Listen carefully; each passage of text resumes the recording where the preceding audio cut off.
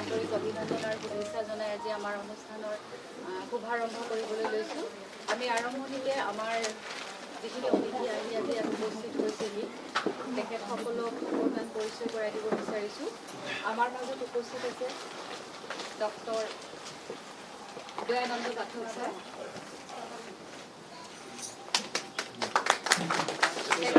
তেখেতক মই আগুৱাই আহিবলৈ অনুৰোধ জনাইছোঁ।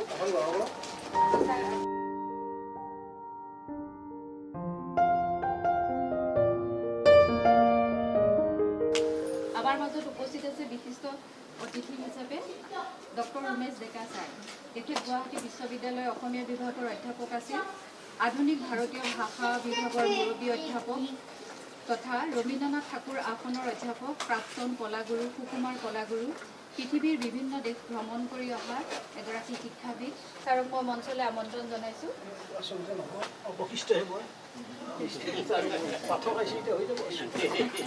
আমাৰ মাজত উপস্থিত আছে ডক্টৰ লক্ষীদাস পাঠক বাইদেউ। তেখেত ললিত চন্দ্ৰ ভৰালী কলেজৰ অসমীয়া বিভাগৰ মুৰব্বী অধ্যাপিকা আছিল। বাইদেৱে ভাষা আৰু ভাষাতত্ত্ব দুবাৰকৈ স্নাতকোত্তৰ ডিগ্ৰী লাভ কৰিছে। পাঠক বাইদেউ MPhil আৰু PhD ডিগ্ৰীও লাভ কৰিছে। তেখেতৰ ভালেমান লেখা গ্ৰন্থ প্ৰকাশিত হৈছে। বাইদেউৰ বহুখিনি লিখনি আৰু গৱেষণা পত্ৰ মানে আমাৰ বিশ্বৰ বিভিন্ন দেশত পাঠো হৈছে। বাইদেউক মই মঞ্চলৈ আমন্ত্ৰণ জনাইছোঁ। তাই মোৰ ক্লাছমেট আৰু তাৰপিছত মোৰ আজি তেতিয়াহ'লে ছাৰে এইটো আমাৰ সৌভাগ্য যে ছাৰে ক্লাছমেট দুজনকো লগ লগাই দিছে। ডক্টৰ দয়ানন্দ পাঠক ছাৰক এখনি গামোচাৰে আদৰণি জনাব মীনুপ্ৰভা হাজৰিকা বাইদেৱে। মীনুপ্ৰভা হাজৰিকা বাইদেউ আমাৰ লীলাধৰ হাজৰিকা ছাৰৰ সহধৰ্মণী।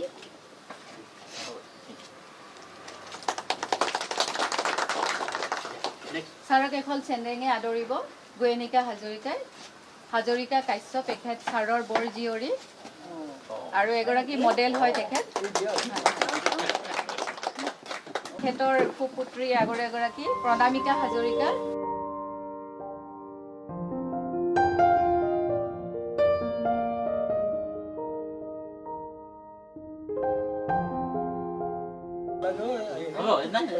ছাৰক এখন গামোচা দিব পুনবী কৰ্মত্য বাইদেউ।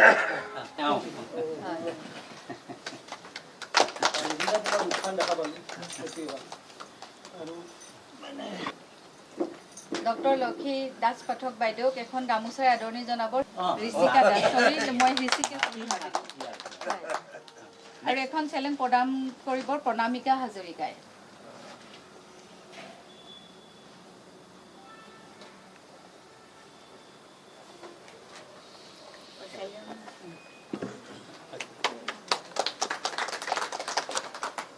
আৰু আৰম্ভণি ভাষণ দিব গয়নিকা হাজৰিকা কাশ্যপে। তেখেতক মই আগুৱাই আহিবলৈ অনুৰোধ জনাইছোঁ। নমস্কাৰ। প্ৰথমে আমাৰ বাসগৃহলৈ আহি আজিৰ দিনটোক বৰ্ণময় কৰি তোলাৰ বাবে আটালৈকে শ্ৰদ্ধা তথা প্ৰণিপাত জনাইছোঁ। আজি 29 ডিচেম্বৰ কবিতাৰ দিন। বিশিষ্ট কবি, উপন্যাসিক, শিক্ষাবিদ শ্ৰদ্ধেয় নৱকান্ত বৰুৱাৰ আজি ওজা দিন। তেখেতলৈ শ্ৰদ্ধা যাচিলোঁ। আজিৰ গ্ৰন্থ উন্মোচনী অনুষ্ঠান আৰু কবিতা পাঠ অনুষ্ঠানত উপস্থিত থকা ৰাইজ, আজিৰ গ্ৰন্থ উন্মোচনী সভাৰ পৰম শ্ৰদ্ধেয় উন্মোচক সুৰেন দাস কলেজ হাজো আৰু প্ৰাগজ্যোতিষ কলেজ গুৱাহাটীৰ অৱসৰপ্ৰাপ্ত অধ্যক্ষ তথা বিশিষ্ট শিক্ষাবিদ, সাহিত্যিক, সমালোচক, চিন্তাবিদ ডক্টৰ দয়ানন্দ পাঠকদেৱ, বিশিষ্ট অতিথিৰ আসন গ্ৰহণ কৰা গুৱাহাটী বিশ্ববিদ্যালয় ৰবীন্দ্ৰনাথ ঠাকুৰ আসনৰ অধ্যাপক, কলাগুৰু, বিশিষ্ট সমালোচক অধ্যাপক ডক্টৰ উমেশ ডেকাদেৱ, ললিত চন্দ্ৰ ভৰালী কলেজৰ অসমীয়া বিভাগৰ অৱসৰপ্ৰাপ্ত মুৰব্বী অধ্যাপিকা তথা অৱসৰপ্ৰাপ্ত উপাধ্যক্ষ ডক্টৰ লক্ষীদাস পাঠক মহোদয়া, কামাখ্যাৰাম বৰুৱা ছোৱালী মহাবিদ্যালয়ৰ অৱসৰপ্ৰাপ্ত উপাধ্যক্ষ ডক্টৰ বিমলা দাস মহোদয়া, বিভিন্ন অঞ্চলৰ পৰা অহা সাহিত্যানুৰাগী ৰাইজ, কবিতাপ্ৰেমী, সন্মানীয় কবিসকল আৰু সমবেত ৰাইজ। আজিৰ এই অনুষ্ঠানত আমাৰ পৰম পূজনীয় দেউতা শ্ৰী লীলাধৰ হাজৰিকা দেৱৰ দ্বাৰা ৰচিত সাহিত্যৰ কৰণী গ্ৰন্থখন উন্মোচন কৰিবৰ বাবে এই সভাখন আহ্বান কৰা হৈছে। আমাৰ ঘৰত যোৱা 2016 চনৰে পৰাই এই দিনটোত আমাৰ পৰিয়ালৰ একোখন গ্ৰন্থ উন্মোচন কৰাৰ এক বিশেষ পৰম্পৰা আমি প্ৰচলন কৰি আহিছোঁ। ইতিমধ্যে কেইবাখনো গ্ৰন্থ এই অনুষ্ঠানত উন্মোচন কৰা হৈছে। প্ৰতি বছৰে আমি আজিৰ দিনটোত সাহিত্যপ্ৰেমী ৰাইজক আমন্ত্ৰণ জনাই এই অনুষ্ঠানটো উদযাপন কৰি আহিছোঁ। পদুমবৰীৰ দৰে এখন সৰু ঠাইত সাহিত্য চৰ্চাৰ পৰিৱেশ সৃষ্টিৰ বাবে আমি এই কাম কৰি আহিছোঁ। নাজানো আমাৰ পৰিয়ালটোৱে আপোনালোকক কিবা দিব পাৰিছোনে নাই। এটা কথা অনিচ্ছা সত্ত্বেও আপোনালোকক অৱগত কৰিলোঁ যে আমাৰ পৰিয়ালটোৱে সাহিত্য সংস্কৃতি সংগীত চৰ্চাৰ সামান্য পৰিমাণে অৰিহণা যোগাবলৈ চেষ্টা কৰি আহিছোঁ। দেউতা, মা, মই আৰু মোৰ একমাত্ৰ ভণ্টীজনীৰ যৌথভাৱে এখনি গ্ৰন্থ প্ৰকাশ কৰি উলিয়াইছোঁ, সাহিত্যৰ কাচিয়লি সুবাস নামৰ। ইতিমধ্যে দ্বিতীয় সংস্কৰণো শেষ হৈছে। সাহিত্যৰ পৰিৱেশ এটা সৃষ্টিৰ মানসেৰে আমাৰ এই প্ৰচেষ্টা অব্যাহত ৰাখিবলৈ যত্ন কৰিছোঁ। আমাৰ ব্যক্তিগতভাৱে 3খন গ্ৰন্থ, কেইবাটাও শ্ৰব্য কেছেট আৰু দৃশ্যকাব্যৰ ভিডিঅ' প্ৰকাশ পাইছে। আমাৰ আমন্ত্ৰণ ৰক্ষা কৰি আমাৰ বাসভৱনলৈ আহি আমাক শুভেচ্ছা জনোৱাৰ বাবে আপোনালোকক পুনৰ অভিনন্দন জনালোঁ। গ্ৰন্থ উন্মোচনৰ লগতে আমন্ত্ৰিত কেইবাগৰাকীও নবীন গ্ৰন্থ আৰু প্ৰবীণ কবিতা পাঠৰ জৰিয়তে আমাৰ দিনটো জীপাল কৰি তুলিবলৈ চেষ্টা কৰিছোঁ। লগতে যোৱা নৱেম্বৰ মাহৰ 28 তাৰিখে আমাৰ দেউতা শ্ৰী লীলাধৰ হাজৰিকাৰ অসমৰ অন্যতম সামাজিক সাংস্কৃতিক অনুষ্ঠান অনুপ্ৰেৰণাই জীৱনজোৰা সাধনা বঁটাও প্ৰদান কৰিছিল। কিন্তু সেই অনুষ্ঠানটোত তেখেত উপস্থিত থাকিব পৰা নাছিল। আজিৰ অনুষ্ঠানতে তেখেতক অনুপ্ৰেৰণাৰ তৰফৰ পৰা উক্ত বঁটাটো প্ৰদান কৰিব বুলি আমাক উদ্যোক্তাসকলে জনাইছে। ইতিমধ্যে অনুপ্ৰেৰণাৰ প্ৰতিষ্ঠাপক সম্পাদক শ্ৰী দীপজ্যোতি শইকীয়া আমাৰ মাজত আহি উপস্থিত হৈছে। আজিৰ এই সভাত তেখেতসকলে লীলাধৰ হাজৰিকা দেৱক জীৱনজোৰা সাধনা বঁটা প্ৰদান কৰিব। শ্ৰদ্ধেয় ৰাইজ, আজি আপোনালোকক আমন্ত্ৰণ জনাই আনিছোঁ যদিও যথাযোগ্য আপ্যায়ন কৰিব পৰা নাই, তাৰ বাবে আমাক ক্ষমা কৰিব। পৰিশেষত কওঁ, আমাৰ এই উদ্দেশ্যৰে যদি সামান্য পৰিমাণে আপোনালোকক উপকৃত কৰিব পাৰে তেন্তে আমি কৃতাৰ্থ হ'ম। সকলোলৈকে পুনৰ সাদৰ সম্ভাষণ জনাই মোৰ আদৰণি ভাষণ সমাপ্ত কৰিলোঁ। ইতি গুৰেণিকা হাজৰিকা কাশ্যপ, গুৱাহাটী ললিত প্ৰকাশন।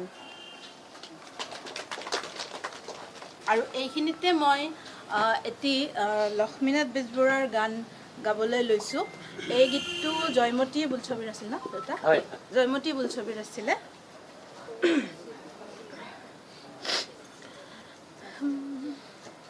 ল'ৰা বুঢ়া কাক কয় ডালিমি নুবুজে তাক, ল'ৰা বুঢ়া কাক কয় ডালিমি নুবুজে তাক, পৰ্বতে হাঁহে নৈয়ে নাচে উৰিছে পখিলাৰে জাক, উৰিছে পখিলাৰে জাক, ল'ৰা বুঢ়া কাক কয় ডালিমি নুবুজে তাক, পুৰণি আকাশ ফুলাম তৰাৰে ল'ৰাতকৈও ল'ৰা, পুৰণি পৃথিৱী ফুটুকি ফুলেৰে তাতকৈও যে চৰা, ল'ৰা বুঢ়া কাক কয় ডালিমি নুবুজে তাক, অনেক কলীয়া নাহৰ জোপাই পেলাই কোমল কলি, কোটি কলীয়া মেঘৰ লগতে বিজুলি থাকে মলি, বিজুলি থাকে মলি, ল'ৰা বুঢ়া কাক কয় ডালিমি নুবুজে তাক, ল'ৰা বুঢ়া কাক কয় ডালিমি নুবুজে তাক, ল'ৰা বুঢ়া কাক কয় ডালিমি নুবুজে তাক। ধন্যবাদ।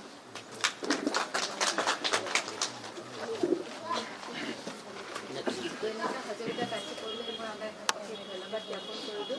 তেখেতে ইতিমধ্যে আপোনালোকক ছাৰৰ বিষয়ে বহুখিনি কথা আৰু তেওঁলোকৰ পৰিয়ালৰ যিটো পৰম্পৰা সেইটো আমাক জনালে। সেই পৰম্পৰাত আচলতে এইটো এটা খুব ভাল লগা কথা যে এটা পৰিয়ালে সাহিত্যৰ চৰ্চা কৰি আহিছে এনেকৈ, আৰু সাহিত্য সংগীত আমি দেখা পালোঁ তেখেতে বৰ সুন্দৰ এটি গীত পৰিৱেশন কৰিলে। সাহিত্য আৰু সংগীতক কেনেকৈ আগুৱাই লৈ গৈ আছে, ই এটা খুব শুভ বাৰ্তা আমাৰ সমাজৰ বাবে। মই তেখেতক অশেষ ধন্যবাদ জ্ঞাপন কৰিলোঁ। এতিয়া মই ক'ব বিচাৰিম আজি আমাৰ লেখকৰ বিষয়ে। শ্ৰদ্ধাৰ লীলাধৰ হাজৰিকা ছাৰ আমাৰ সকলোৰে জ্ঞাত। আমি সকলোৱে তেখেতক ইতিমধ্যে জানি আহিছোঁ। তেখেত এগৰাকী সাহিত্যৰ সাধক। তেখেতে লোক সংস্কৃতিৰ গৱেষণা কৰি আমাৰ এই জালুকবাৰী অঞ্চলটোক জিলিকাই তুলিছে। সকলোতে ছাৰৰ বৰ্ণনা শুনা পাই আমি খুবেই ভাল পাওঁ, সুখী হওঁ। ছাৰে 1955 চনৰ আজিৰ এই বিশেষ দিনটো আমাক গোয়েনিকা কাশ্যপে কৈয়ে গৈছে যে আজি কবিতাৰ দিন। শ্ৰদ্ধাৰ নৱকান্ত বৰুৱা আমাৰ এখুত ককাইদেউৰ জন্মদিন, উপজা দিন। তেখেতৰ উপজা দিনটো যে ছাৰৰ উপজা দিন মই সিদিনাখন গম পাইছোঁ আৰু গম পাই সঁচাকৈ সুখী হৈছোঁ। ছাৰে আমাক জনাইছে যে কবিতাৰ দিন পালন কৰিব লাগে, উষা এইদিনাখন আমি কবিতাৰ দিন পালন কৰোঁ আহা। বোলো ছাৰ হয় আপোনাৰ ঘৰতে কৰক, যিহেতু আপোনাৰো দিন। আমি ক'লোঁ আপুনিও একেজন ব্যক্তি, যিগৰাকী ব্যক্তি সাহিত্যৰ লগত জড়িত হৈ এইখিনি কৰি আহিছে আৰু আপোনাৰ জন্মদিনটো এনেকৈ পালন কৰিব পাৰিলে আমিও ভাল পাম। তেখেতে কথাখিনি মানি লৈ আজিৰ দিনটো পালন কৰিছে। অৱশ্যে গোয়েনিকা কাশ্যপে জনাইছে যে আমি 2016 চনৰ পৰা পালন কৰি আহিছোঁ বুলি। ভাল লাগিলে। ছাৰ আছিল মাছমৰীয়া গাঁৱৰ মাটি আৰু প্ৰেমৰ কবিতা ভালপোৱা মানুহজন। তেখেত গুৱাহাটী বিশ্ববিদ্যালয়ৰ আদৰ্শ উচ্চ মাধ্যমিক বিদ্যালয়ৰ অৱসৰপ্ৰাপ্ত উপাধ্যক্ষ আছিল তথা অসমীয়া লোক সংস্কৃতিৰ গৱেষক। তেখেতৰ কৰ্মজীৱনৰ পাতনি মেলিছিল গুৱাহাটীৰ কেইবাখনো মহাবিদ্যালয়ৰ অংশকালীন অধ্যাপনাৰ জৰিয়তে। পশ্চিম গুৱাহাটী মহাবিদ্যালয়, পাণ্ডু মহাবিদ্যালয়, ললিত চন্দ্ৰ ভৰালী মহাবিদ্যালয়, গুৱাহাটী বাণিজ্য মহাবিদ্যালয় আদিত এনেদৰে অধ্যাপনা কৰি থকাৰ সময়তে তেখেতে অসমীয়া উপন্যাসত লোক সংস্কৃতিৰ উপাদান শীৰ্ষক বিষয়ৰ ওপৰতো গৱেষণা কৰিছিল। বৰ্তমানলৈকে ছাৰে 7খন কবিতা সংকলন, 4খন উপন্যাস, 5খন নাটক, 4খন প্ৰবন্ধ সংকলন প্ৰকাশ পাইছে। ছাৰে আকাশবাণী গুৱাহাটী কেন্দ্ৰ আৰু দূৰদৰ্শন কেন্দ্ৰত 30খনতকৈ অধিক আলেখ্য কথিকা তথ্যচিত্ৰৰ সম্প্ৰচাৰ হৈছে।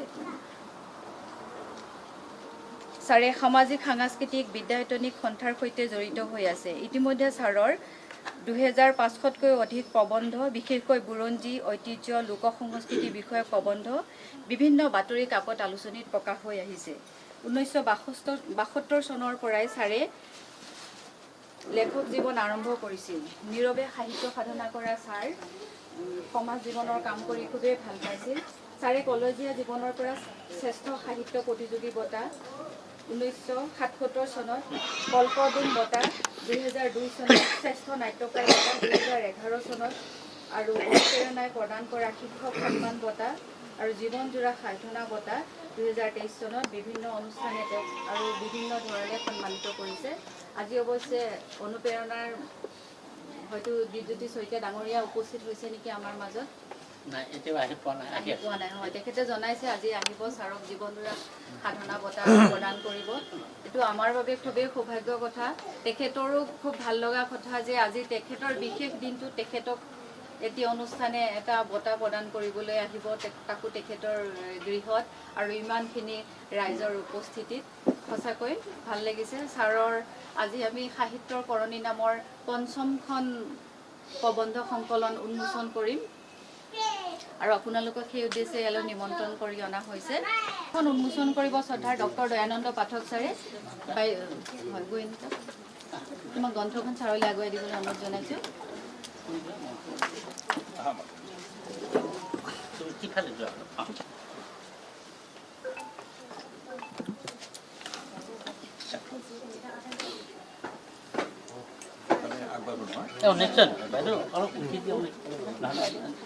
সকলোৰে শুভেচ্ছা লৈ পেলাই পবিত্ৰ কামত আমি আগবাঢ়িব খুজিছোঁ।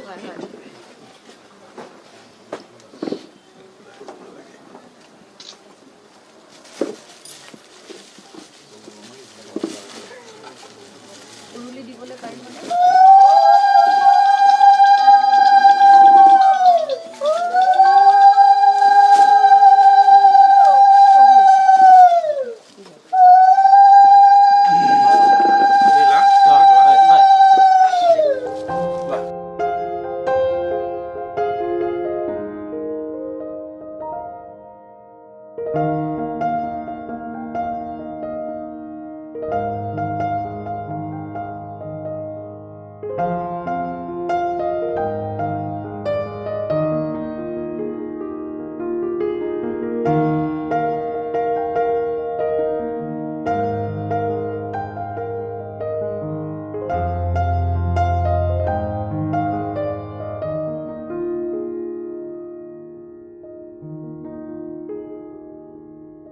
সাহিত্যৰ সৰণি অসমীয়া সাহিত্যলৈ ছাৰৰ এক বিশেষ অৱদান মই আশা কৰিম ছাৰে উন্মোচনী ভাষণটো প্ৰদান কৰিব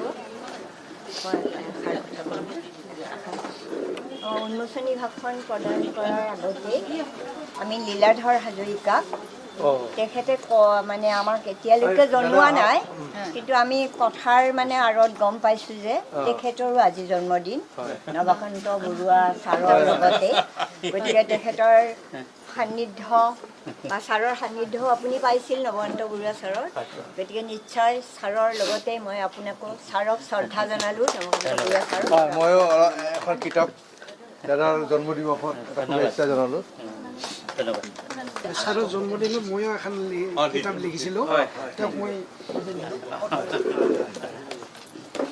ধন্যবাদ ছাৰৰ জন্মদিনত ময়ো এখন কিতাপ নহয় আৰু আচলতে এনেকুৱা এটা কাৰ্যসূচী আছেই সময় বাচাব লাগে ছাৰ মই একেবাৰে দি আপোনাক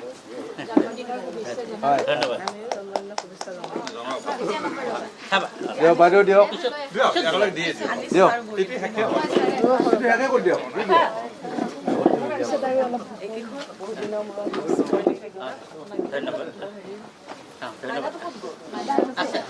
আপুনি দিয়ক আমাৰ তৰফৰ পৰা আমাৰ সমাজ কল্যাণ পৰিষদৰ আমি দুগৰাকী ব্যক্তি উপস্থিত আছোঁ সেই তৰফৰ পৰা আপোনালৈ এখন গোলাম গামোচা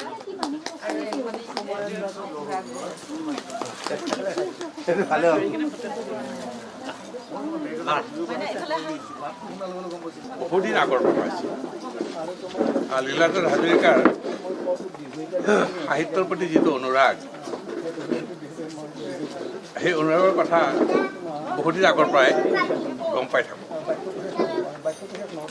আৰু বহুত ক্ষেত্ৰত এনেকুৱাও হয় যে সাহিত্যত কিবা এটা কথা জড়িত সাহিত্য বিষয়ক কিবা এটা বিষয় লৈ পেলাই আপোচবিহীন বহুত ক্ষেত্ৰত যিটো আপোচ নকৰে বহুত ক্ষেত্ৰত নিজস্ব এটা মতবাদ এটা আছে আৰু এইটো আমাৰ কাৰণে এটা অত্যন্ত গুৰুত্বপূৰ্ণ কথা যে আপোনাৰ কেৱল creative thinking is not enough critical thinking is also' equally important এই কথাটো কিন্তু খুব বেছি ইম্পৰ্টেণ্ট আৰু আজিৰ ছাত্ৰ ছাত্ৰীসকলৰ বা বৌদ্ধিক জগতত এই দুটা কথাৰ ওপৰতে গুৰুত্ব আহিছে যে আপোনাৰ লিখনিত ক্ৰিয়েটিভিটি লাগিব লগতে ক্ৰিটিকেলিটিও লাগিব সমানে লাগিব গতিকে মই এই প্ৰবন্ধখন কিতাপখন অৱশ্যে এতিয়া পাইছোঁ যদিও মোলৈ এই যিটো আপোনাৰ সূচীপত্ৰখন কিন্তু মই আগতেই তেখেতে পঠাই দিছে আৰু সূচীপত্ৰখন চাই পেলাই আপোনালোকে নিশ্চিতভাৱে ক'ব পাৰিব যে তেখেতৰ যিটো থিংকিঙৰ যিটো ৱেভ লেংথ এই কথাটো আপোনালোকে গম পাই যাব যে পাণ্ডু মালিগাঁও অঞ্চলৰ শিলালিপি চাবলৈ শিলালিপিৰে আৰম্ভ কৰিছে তাৰপিছত পশ্চিম গুৱাহাটী অঞ্চলৰ সামাজিক পটভূমি পশ্চিম গুৱাহাটীকো অৱশ্যে কেন্দ্ৰীয় বিষয় হিচাপে লৈছে জালুকবাৰীৰ সামাজিক সাংস্কৃতিক গতিকে এই যিটো এটা লোকেল যে আমাৰ এই ধৰণৰ বিষয়ে যদি লীলাধৰ হাজৰিকা বা ডক্টৰ উমেশ ডেকা যদি নকৰে কোনে কৰিব আপোনাৰ সেই কথাটো কিন্তু অত্যন্ত গুৰুত্বপূৰ্ণ কাৰণ তেওঁলোকে এই অঞ্চলৰ লগত মাটি পানীৰ লগত আজি হিতেশ ডেকাৰ বৰপুত্ৰ তেখেতৰ ঘৰটো মই নিজে পাৰ্ট অফ দ্য ফেমিলি নিচিনা মই আছিলোঁ এটা সময়ত গতিকে আৰু তেখেতৰ পিতৃৰ লগতো বহুত কথা পাতিছিলোঁ সেই সময়ত গতিকে দেখিছোঁ যে তেখেতসকলৰ যিটো মাটিৰ প্ৰতি যিটো অনুৰাগ মাটিৰ প্ৰতি যিটো আপোনাৰ ধৰক এট্ৰেকশ্যন আৰু মাটিৰ প্ৰতি যিটো প্ৰেম এইটো বৰ সাংঘাতিক আছিল আপোনাৰ আৰু সেইকাৰণে তেওঁৰ উপন্যাসবিলাকতো মাটি কাৰ চবতে এই প্ৰশ্নবোধক চিনেৰেই কিন্তু এই কথাবিলাক কিন্তু আৰম্ভ কৰিছিল তাৰপাছত আপোনাৰ আৰু ঠিক সেই সময়তো আমাৰ হিতেশ ডেকাদেৱৰ ঘৰতো লীলাধৰ হাজৰিকা মই আমি এনেকৈ কিন্তু মাজে মাজে আমি তাত গৈছিলোঁ গৈ পেলাই তাত সাহিত্যৰ অনুষ্ঠানবিলাকত কিন্তু আমি যোগদান কৰিছিলোঁ সৰু সুৰাকৈ হ'লেও আৰু তেতিয়াৰ পৰাই লীলাধৰ হাজৰিকাৰ এই যিটো সাহিত্য প্ৰীতি বা গৱেষণা প্ৰীতি বা তেওঁৰ যিটো চিন্তাৰ যিটো এটা নতুন দিগন্ত বা এটা ৱেভ লেংথ এই কথাটো আমি তেতিয়াৰ পৰাই কিন্তু পৰিচিত হয় আৰু ইয়াত যদি আপোনালোকে চায় যে অশ্বক্লান্তৰ অশ্ব এটা প্ৰবন্ধ এটা লিখিছে এটা ক্ৰিটিকেল এটিটিউড এটা থাকিবই লাগিব আপোনাৰ এটা শিলালিপিৰ কথা কৈছে এতিয়া শিলালিপিবিলাকত আপুনি যদি অধ্যয়ন কৰে এটা কথা চাব যে শিলালিপিবিলাকৰ যিটো লেংগুৱেজ সেই লেংগুৱেজৰ লগত বৰ্তমান লেংগুৱেজ কিন্তু নিমিলে আমাৰ বহুত ক্ষেত্ৰত যেনে আমাৰ ধৰক অধ্যাপক ভগৱান চন্দ্ৰ মণ্ডল মোৰ কলেজৰে তেওঁ প্ৰাক্তন অধ্যক্ষ আছিলে আৰু তেখেতৰ প্ৰতি শ্ৰদ্ধা জ্ঞাপন কৰিব কৈছোঁ কি যে তেখেতে এই কথাবিলাক কিন্তু তেখেতে আলোচনা কৰিছিলে নকৰা নহয় তেখেতে কৈছিল কি যে অসমৰ যিখিনি আপুনি শিলালিপি যিমানবিলাক আছে চাই লওক পাণ্ডুলিপি যিমান আছে চাই লওক তাৰ আপোনাৰ দীৰ্ঘিকাৰৰ ক'ৰবাত ব্যৱহাৰ আছে নেকি আপুনি চাই লওক দীৰ্ঘকাৰৰ কিবা ব্যৱহাৰ আছে নেকি চাই লওক ক'তো নাই তাৰমানে এইটো ক'ৰ পৰা আহিল হঠাৎ ক'ৰ পৰা আহিল হস্তিকাৰ দীৰ্ঘিকাৰবিলাকৰ এই যিটো ডিফাৰেঞ্চ তাৰমানে অসমৰ প্ৰাচীন শিলালিপিত কিন্তু এই কথাবিলাক নাই বা আপোনাৰ পাণ্ডুলিপিবিলাকতো নাই বা আপুনি চৰিত পুথিৰ যিবিলাক আপোনাৰ হেৰিত লিখা আছে সাঁচিপাতৰ পুথি তাতে কিন্তু দীৰ্ঘিকাৰ ব্যৱহাৰটো নাই আনকি শংকৰদেৱৰ নামটো এতিয়া আমি ভুলকৈ ৰাখা হৈছে বহুত ক্ষেত্ৰত তেওঁ কি হিচাপ দন্তেহ লিখিছিল নে তালে পহ লিখিছিল এই কথাটো কিন্তু আছে গতিকে এই কথাবিলাকো কিন্তু আমাৰ লীলাধৰ হাজৰিকাই কিন্তু সেই সময়ত আমি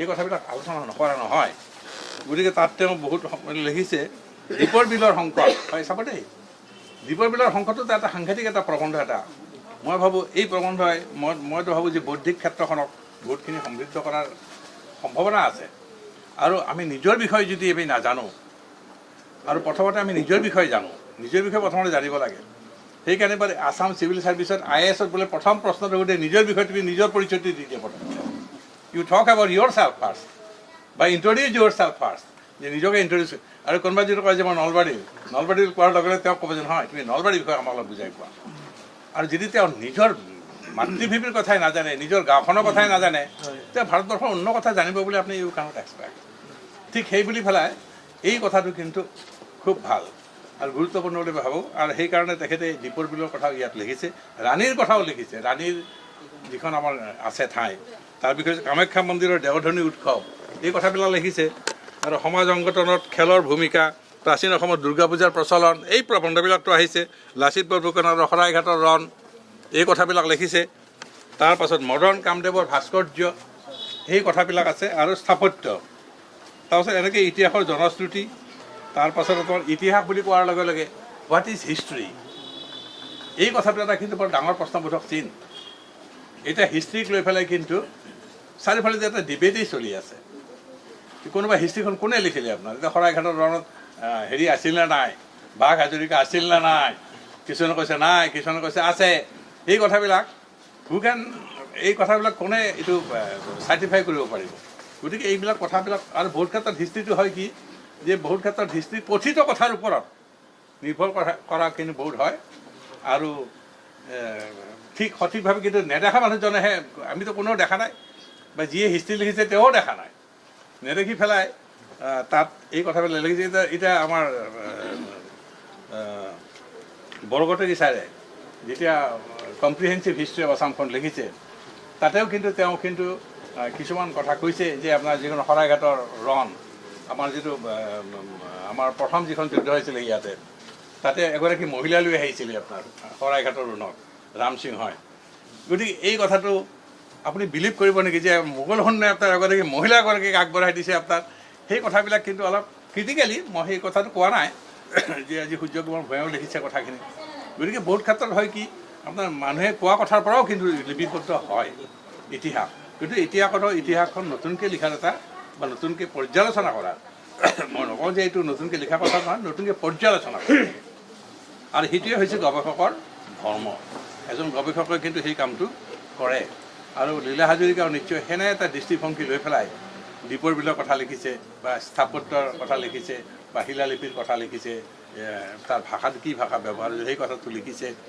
গতিকে আপোনালোকে চাব শিলালিপিত যশোদাৰ নামটো কিন্তু বেলেগকৈ লেখা আছে শংকৰদেৱৰ যি আপোনাৰ শিলালিপি বা পাণ্ডুলিপি কিন্তু আমি যিখন প্ৰিণ্টেড কিতাপৰ তাত আকৌ যশোদাৰ নামটো বেলেগ হৈছে ঠিক এই ধৰণৰ কথাবিলাক আছে আৰু পাণ্ডুলিপিৰ ওপৰতো আপুনি বিশ্বাস কৰিব নোৱাৰে বহুত ক্ষেত্ৰত এইকাৰণে নোৱাৰে যে গুৰুজনাই যেতিয়া পাণ্ডুলিপি লিখাৰ সময়ত আপোনাৰ তেওঁৰ পাণ্ডুলিপিখন হয়তো বেলেগে কাৰোবাক শুধৰাব দিলে কাৰোবাক কপি কৰিব নিলে কপি কৰিব নিলে তেওঁ হয়তো কিবা এটা বুজা নাই নুবুজি তেওঁ নিজাকৈ এটা শব্দ এটা তাত সোমাই দিলে আপোনাৰ এইটো হয় একবাৰ আমাৰ ওচৰতে আছিল ডক্টৰ ৰামচৰণ ঠাকুৰীয়া ছাৰ ৰামচৰণ ঠাকুৰীয়া ছাৰৰ একবাৰ আমাক কৈছিলে এই কথাটো যে ৰামচৰণ ঠাকুৰীয়া ছাৰে নিজেই কৈছে কথাটো মোৰ মনত আছে তেখেতে কৈছে কি যে আমাৰ হৰিনাৰায়ণ দত্ত বৰুৱা তেখেতে কীৰ্তন ঘোষাখন আপোনাৰ প্ৰকাশ কৰি আছে।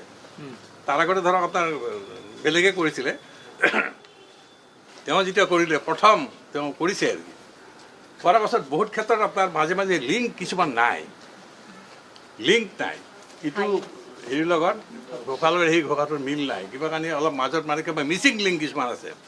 তে মিচিং লিংক থাকোঁতে তেওঁ নিজেই ডিক্টেশ্যন দি সেইটো বনাই আছে। আমাক কৈছে তেওঁ নিজে সেইটো ডিক্টেশ্যনটো দি বনাই আছে। তেতিয়া ৰামচৰণ ঠাকুৰে ছাৰে তেওঁক সুধিলে যে বোলে দাদা আপুনি এইটো কি কৰি আছে? বোলে নহ'লে সেইখন আমি উলিয়াব লাগে নহয়, কেনেকৈ মিলাম, সেইটো কেনেকৈ মিলাম আপোনাৰ? এতিয়া পাঠকে কেনেকৈ বুজি পাব ঘটনাটো? গতিকে সেইকাৰণে এটা প্ৰশ্ন হৈছে কি যে যিটো পাঠ সমীক্ষা বুলি কয়, টেক্সচুৱেল ক্ৰিটিচিজম, টেক্সচুৱেল ক্ৰিটিচিজমটো এইকাৰণে অত্যন্ত গুৰুত্বপূৰ্ণ কথা বুলি মই ভাবোঁ। আৰু নতুনকৈ আমি যদি ইতিহাস লিখিব খোজোঁ, নতুনকৈ যদি আমি সাহিত্য চৰ্চা কৰিব খোজোঁ, পুৰণি পাণ্ডুলিপিৰ যদি চৰ্চা কৰিব খোজোঁ বা এনেধৰণৰ কিতাপবিলাক যদি চৰ্চা কৰিব খোজোঁ, তেতিয়াহ'লে আমাৰ কাৰণে এটাই মাত্ৰ ৰাস্তা আছে, সেইটো হ'ল বৰ্তমান অৱস্থাত সেইটো হ'ল আপোনাৰ যিটো টেক্সচুৱেল ক্ৰিটিচিজম। আনকি মই ভাল পাম যে শ্বেক্সপিয়াৰৰ ক্ষেত্ৰতো সেইটো হৈছে। শ্বেক্সপিয়াৰৰ ক্ষেত্ৰতো হৈছে কি যে শ্বেক্সপিয়াৰ ধৰক আপোনাৰ ফলিঅ' এডিশ্যন, কোৱাৰ্টো এডিশ্যন, এই দুটা এডিশ্যন চাব আপুনি, দুটাৰ মাজত বহুতখিনি অমিল আছে। ধৰক আপোনাৰ মই এটা উদাহৰণেই দিছোঁ যে যেতিয়া আপোনাৰ ৰোমিও জুলিয়েট নাটকখন লিখে শ্বেক্সপিয়াৰে, ৰোমিও জুলিয়েট নাটকখন লিখোঁতে জুলিয়েটে কি কৰিছে, এখন ডেগাৰ লৈ পেলাই নিজৰ পেটত হাতি দিছে। তাৰপিছত কি ডাইলগটো দিছে, অ' হেপী ডেগাৰ বুলি কৈছে, দিছ বি দাই চিট। তাৰমানে তৰল খাপৰ ভিতৰত তৰল এখন যে সোমাই থাকে, চিটৰ অৰ্থটো হ'ল আপোনাৰ খাপ, যে তই এই খাপৰ ভিতৰত সোমাই থাক, এণ্ড দেয়াৰ ৰেষ্ট REST, আৰু তাতে তই বিশ্ৰাম লৈ থাক, তৰলখনত কৈছে। এইটো হ'ল এটা এডিশ্যনত কৈছে। আৰু এটা এডিশ্যনত কি বুলি কৈছে যে অ' হেপী ডেগাৰ দিছ বি দাই চিট, সেইখিনি ঠিক আছে, এণ্ড দেয়াৰ ৰাষ্ট, এটাত কৈছে ৰেষ্ট, এটাত কৈছে ৰাষ্ট। চাব দেই, গতিকে এতিয়া আমি কোনটো শ্বেক্সপিয়াৰ বুলি ধৰি ল'ম? গতিকে এই কথাটো এনেধৰণৰ কিন্তু টেক্সচুৱেল ক্ৰিটিচিজমৰ এই কথাবিলাক আছে। আৰু এটা মই শ্বেক্সপিয়াৰ উদাহৰণ এটা দিব খুজিছোঁ যে মেকবেথ নাটকত lady Macbeth committed suicide, lady মেকবেথে ছুইচাইড কৰিলে।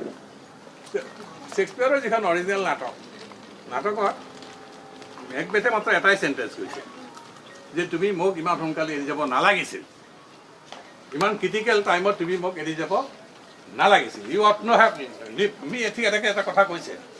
কিন্তু আপুনি যিবিলাক বহুত এডিশ্যন চাব যে লেডি মেকবেথ মৰাৰ পাছত মেকবেথে একেবাৰে দীঘল এটা হেৰি দিছে, সেইটো কোনে লিখিলে? আপোনাৰ অৰিজিনেলতো সেইটো নাই, তাৰমানে কোনোবা এক্টৰে সেইটো নিজাকৈ আপোনাৰ সেই বস্তুটো সোমাই মাৰ্লমিণ্টো কৰিছে এইটো। অঁ, সেইটো দুটা আছিল নহয় মাৰ্লমিণ্টো। ঠিক তেনেকৈ প্ৰতিগৰাকী নাটকৰ ক্ষেত্ৰত হৈছে, প্ৰতিগৰাকী নাটকৰ। আনকি আপোনাৰ ধৰক এতিয়া অভিজিত ভট্টাচাৰ্য যি আপোনাৰ যি নাটক কৰে আপোনাৰ আবাহন থিয়েটাৰ, তেওঁ মোক নিজে কৈছে যে মই লিখা কথাবিলাক আপোনাৰ এক্টৰ এক্ট্ৰেছবিলাক নিজে নিজে আকৌ সোমাই লয়। এতিয়া সেইখন যদি প্ৰিণ্টিং হয়, প্ৰিণ্টিং হোৱাৰ পিছত ৰাইটাৰে সেইখিনি কথা লিখিছে নে নাই, নে এইটো অডিয়েঞ্চে বা আপোনাৰ এক্টৰ এক্ট্ৰেছে সেইটো তাত সন্নিৱিষ্ট কৰিছে, এই কথাবিলাক কিন্তু আহে। গতিকে মই ভাবোঁ যে আমাৰ লীলাধৰ হাজৰিকাই ঠিক তেনেধৰণৰ এটা দৃষ্টিভংগী নিশ্চিতভাৱে ইয়াত নোলোৱাকৈ থকা নাই। কাৰণ কি প্ৰবন্ধবিলাকৰ যিটো ভাষা, প্ৰবন্ধবিলাকৰ যিটো ষ্টাইল, পাণ্ডেউ মালিগাঁও অঞ্চলৰ শিলালিপি, এইটো অত্যন্ত গুৰুত্বপূৰ্ণ কথা এটা ইয়াত আছে। গতিকে মই ভাবোঁ যে এই কিতাপখন আমাৰ কাৰণে এটা অত্যন্ত গুৰুত্বপূৰ্ণ কিতাপ এখন হ'ব, আৰু লীলাধৰ হাজৰিকাই লিখাৰ কাৰণে আৰু বেছি গুৰুত্বপূৰ্ণ হ'ব। কাৰণ তেখেতে আজিৰ এই যিটো পটভূমিত দেখা নাই, তেখেতে পঠন পাঠন কৰি কথাখিনি অতি সুন্দৰকৈ লিখিছে।